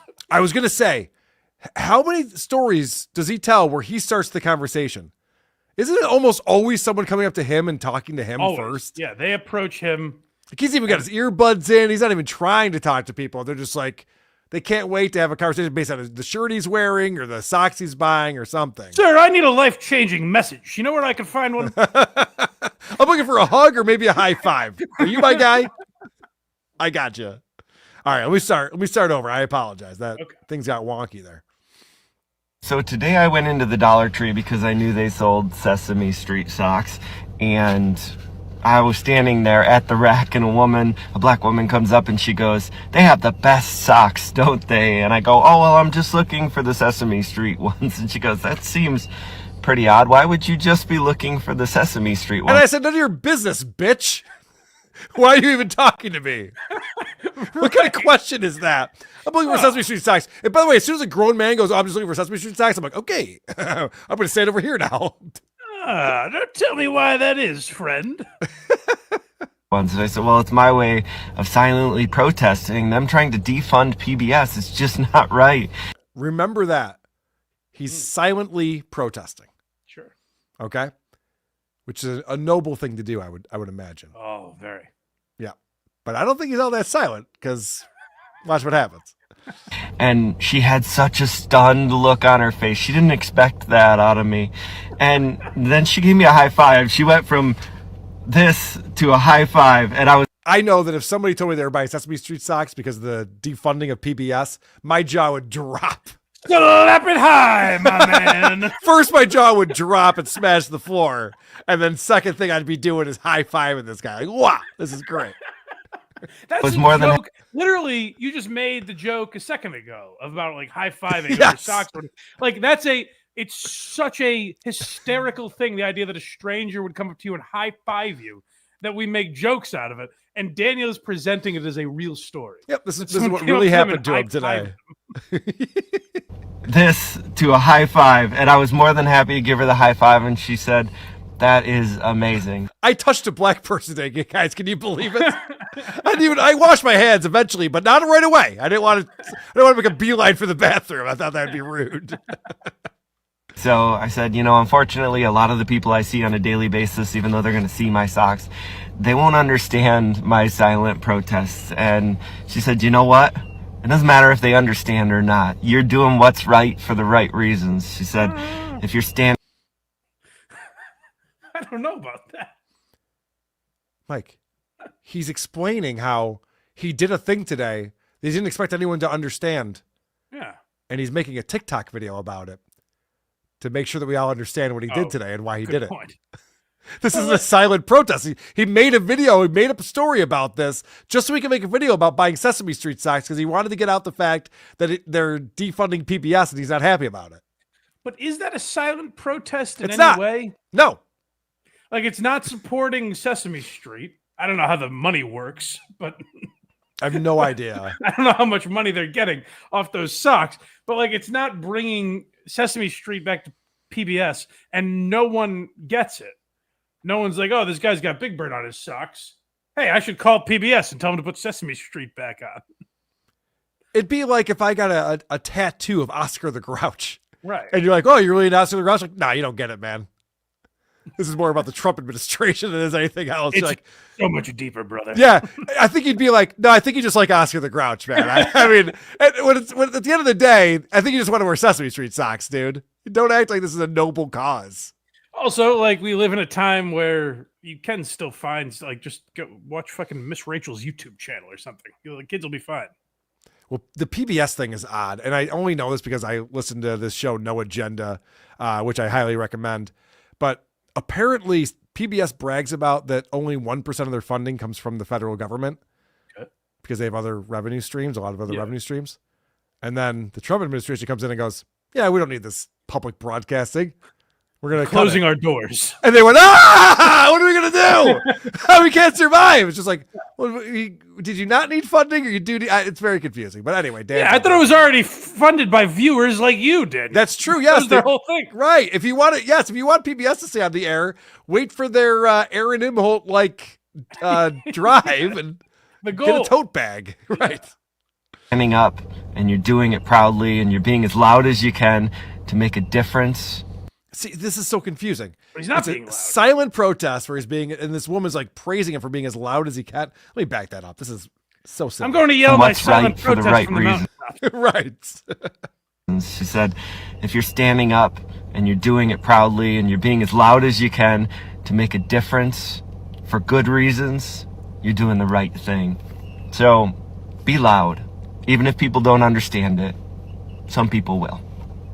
Hope you have a great day. That is a garbled message right there. It doesn't make any sense. So we should do what's right, even if we don't get praised for it, but we would like to be praised for it. So we explained to people that we did do the thing that's right in order for them to praise us for it. Right. It's like an anonymous donation that you tell everyone you made. You know? Yes. Like Stuttering John, where it's just like, yeah, let's explain how much money he put in. Now, I got to tell you, this threw off my rules to woke dad handbook that I pass out to people. Okay. The rules are off. Something's amiss here. When he brought up a black woman, I said for sure there's going to be racial harmony involved here. Daniel's going to give some message. But he's suggesting, and I speak a little Daniel Alexander, so tell me if you think I'm off here. He says, oh, black woman saw me, and when I told her I was protesting on behalf of Sesame Street, her jaw dropped and she high-fived me because she didn't expect that out of me. That's what he said. Yes. I take that to mean she didn't expect that out of some white guy because she doesn't know him. Right. All she knows is his race and gender. Do white people hate Sesame Street? Yeah, is that a thing? Because I watched Sesame Street as a kid. Well, Jim Henson is the one who created it. He's a white guy. Yeah, filthy straight white man. I watched the doc about it. That's right. Very talented. One of the few talented white guys out there. So to me, that was interesting that he threw that in there. Well, I'm glad you said that because Senior Flipper in the comments says curious. And honestly, don't think any ill intent on your part, but I don't understand when white people, and I'm white, do this. Why do you feel the need to qualify a black woman? Yes. Do you always include the race when it's a white person? Great question. And so Dan does respond to this. And he says, the black community is disproportionately affected by the actions of this administration, so it helps to illustrate her surprise to my reasoning. And he writes back, okay, that makes sense. Black kids love Elmo way more than white kids. That could be true. Elmo's dad is black, but that's not the point. The black community is disproportionately affected by the actions of this administration. I want one receipt on this. You got to show me your receipts on this. I would now, if that was me commenting, I would have said, so is that why you made the lady black in your fictional story? Right. That's a doozy right there. Dan, never stop making up stories. Oh, he's the best. We love them all. All right, we got some voicemails. We're going to get out of here, but first. Yay, super chats. Supertip.gg/WATP, laziest man on Mars, coming in with $5. Sesame Street socks are the ultimate silent protest against capitalism. Ignore the fact the Children's Television Network makes billions every year selling humping Elmo dolls. Yeah, that's a good point. Like, this is probably before your time, but like Tickle Me Elmo. No, when I was a kid, I think that was like the biggest. It was the biggest toy for the Christmas year, and you couldn't get them. They were like Nintendo Switch 2s or something. Yeah. Rocco Orb 2002. Did the black lady speak with a mommy Aunt Jemima or Medea voice? Oh, Lordy. Thank you so much. Oh, Lordy. Sesame Street be gone. Say it ain't so. The laziest man on Mars again. They finally have a homeless Muppet on Sesame Street. Ignore that Oscar the Grouch has lived in a garbage can for 50 plus years. Is there really a homeless Muppet now on Sesame Street? About time. What the fuck? Doesn't Big Bird have enough money to help him out? It'd be great if the new homeless Muppet was like genuinely mentally ill, like it just screaming wild shit at the other Muppets. Wait, you wanted a homeless Muppet? Pushing Muppets onto the railroad tracks. Now that makes sense to me. Mike, let's listen to some voicemails. If you go to whoarethese.com, you can find the phone number. Just let us know that it's for Who Are These Socials. And it's a way to interact with the show when you're poor. Carl, one for Who Are These Socials. I agree, seeing the video for the recent live event, you are fatter than I was expecting, but not as fat as Blind Mike. Jesus, man, more like diabetic Mike, am I right? Like, get someone to move your fridge. Also, you fucking idiot, you forgot to put the episode number or the words, Who Are These Socials? So you made the latest episode completely unfindable, you retard. Well, it seems like you found it. Good point. I did post it in our Who Are These Socials feed for the audio, but maybe we should have a better way of. I should have promoted it in the Discord and stuff too. That's my bad. Well, the guy found it. It wasn't that impossible. I was quite busy that day. I'll be honest. Yeah. Who Are These Socials? Top Dog Law Firm has been on the radio in New York City for years. Okay. It scrolls across the radio 94.7. The Block, hip hop. Top Dog gets you top dollar. You heard, son? Top Dog. Top Dog is not in my market. No, the ones some of the ones I saw, they said it was Detroit, but yeah, it's definitely in Detroit because I saw Detroiters putting that in. But then when I did my research, I found that they were in other markets as well. Well, good. KARL and Blind Mike, this is for WATS. It is 100% homed, H-O-M-E-D, in. When you say honed, you're sharpening something. Like you're sharpening your wit. You're honing the punchline. But when you're trying to zero in on something, you're homing in on it. I hope this ends the discussion. Why is there so much debate on this? We can't find an answer? Well, I think I only use honed in. I never say homed in.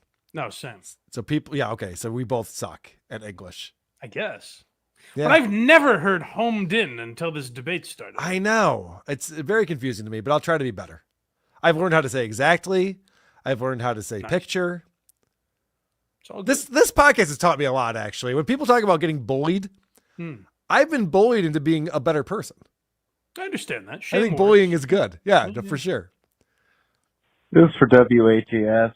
How are you going to play these new What's the Sound jingles and fucking blue ball us with no What's the Sound? What the fuck, Karl? I know you do a lot of work, but just what the fuck? Sorry, people send us in jingles. They get upset when we don't play them. I didn't have a game, but I wanted to. Chuck Puck says hone does not mean sharpen. It means to align. I don't know what to believe. Why is there debate on this? Oh my gosh. No one knows. No one knows what's going on with this. I was told I was using it wrong, but then everyone else is using it wrong as well.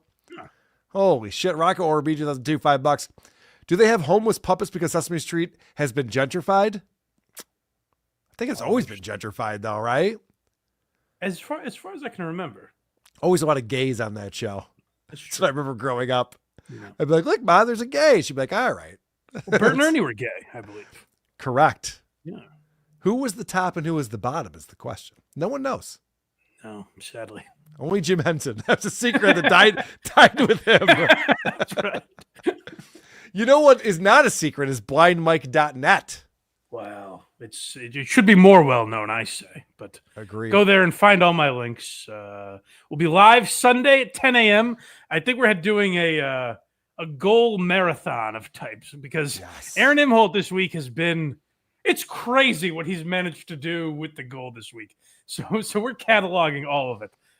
It's very unique and innovative. He's always tinkering with that goal. When I think he's done and we're done talking about it, he surprises me. I just had an idea. What if you guys gave me the money for tomorrow's goal, so I don't have to worry about today's goal, and then tomorrow give me the money for the next day's goal. I don't have to worry about that goal. And then it gets crazier than that with bribes and guilting, and it was nuts what he did this week. Aaron's the best. I was concerned about post-trial Aaron because he's not allowed to talk about anything. He's like, I think he's going to break. There's no more drama on the show. This is just my show now. And the clips I've been watching of him, I'm like, this is maybe even better. Yeah, I think there's an explosion coming before October 2nd. So I can't wait. And so Sunday might be a little shorter show. We'll see. But Tuesday, you're going to get a double dose of the Blind Mike Project. I don't know if this is what you were alluding to earlier in the program. I don't know if you know this, Karl, but me and Kaylee, or Lucy Tightbox, as you may know her, are doing a stream on Tuesday breaking down the Ethan Klein lawsuit against some of Hassan Piker's people. I heard her mention it. She was on with you guys the other day and mentioned that she was interested, maybe wanted to do a deep dive or something. And I said to her, I'm also interested, but don't fully understand everything. So I thought we could combine forces, and we'll be doing that Tuesday night to break everything down. Beautiful. Well, I'm excited for that because I was actually studying that today. Okay. I was looking more into that, and it's a very interesting case. Ethan Klein is a guy who's hard to like. Yes. So it's like normally when I see Ethan Klein, I'm like, fuck this guy. But what he did to set these people up for this lawsuit is actually quite impressive. It's fascinating, and I think it could have long-lasting implications. Like, depending on how far this goes, which it seems like Ethan's willing to take it pretty far. Yeah. It could have a big shakeup for how streaming is done and what. Well, acceptable. what I liked about it, and not to get all the way into it, but I'm glad you guys are covering this. What I liked about it is that Ethan comes out and says right away, I don't want reaction channels to go away. Yes, exactly. Yeah. And we want to be able to show clips. We want to be able to react to them. And like everything that I do and you do, he's not trying to harm that. He's like, no, there's people who are taking advantage of this and they're doing it wrong. Yes. And the thing I worry about is I don't know if a judge will care that his intentions were not to fuck with all reactions. You know what I mean? Like, Correct. I don't know how far that will go, but I do like that he put that caveat in there. So yeah. I like the precedent set by Unique versus Brendan Schaub. Yes, you can make Brendan fun of idiots. sued Unique, and the judge said this is fair use, and it kind of changed the game. Like no one's threatening that anymore until now. Yeah, and we'll see. Me and Kaylee breaking it down. I think Tuesday night at 8. I think Ethan might have a case. I think Steve Morton, Carl, if you haven't already, you should check out Queen of the Stone Age Alive at the Catacombs. I have not checked that out yet, and I will. I might go see Queens of the Stone Age when they're on tour this fall. Talking to a buddy about maybe making a road trip. It's one of my favorite bands of all time. You ever listen to Queens of the Stone Age? Never mind, Mike. It doesn't matter. I want to tell you about our live show that we're doing at Chrissy Mayer's Content Hotel. It is September 5th. We're going to be in the Catskills at the Villa Roma Resort. Tickets are on sale at WTPLive.com. We are going to have Anthony Kumi on the show, Adam Bush, Chrissy, Missy, producer Chris, Jenny Jingles. We got the whole crew out there for a live show, and you can come see us perform it if you go to WTPLive.com. And I think there's packages there where if you want to go to these other comedy shows, Dave Landau is headlining a show. There's a Comedians from the Compound reunion live show that's happening that weekend. There's going to be a whole content house. We'll be hanging out. So you can just come out to the WTP show, or you can make it a whole weekend and hang out with everyone and check that out. And of course, whoarethese.com for all things Who Are These podcasts, Who Are These socials, and Who Are These broadcasters who just celebrated their 100th episode. Nice. All right, you ready to get out of here? I sure am. Have the day you deserve, everybody. Anyway, social media, I'll catch you later, man. Who are these socials? That's what this audience wants to hear. Like, whoa! Who are these socials? I'm the one who should apologize. Folks, what you were about to see is real. With Carl. Okay, we got it. And Blind Mike. Who could have thought of that?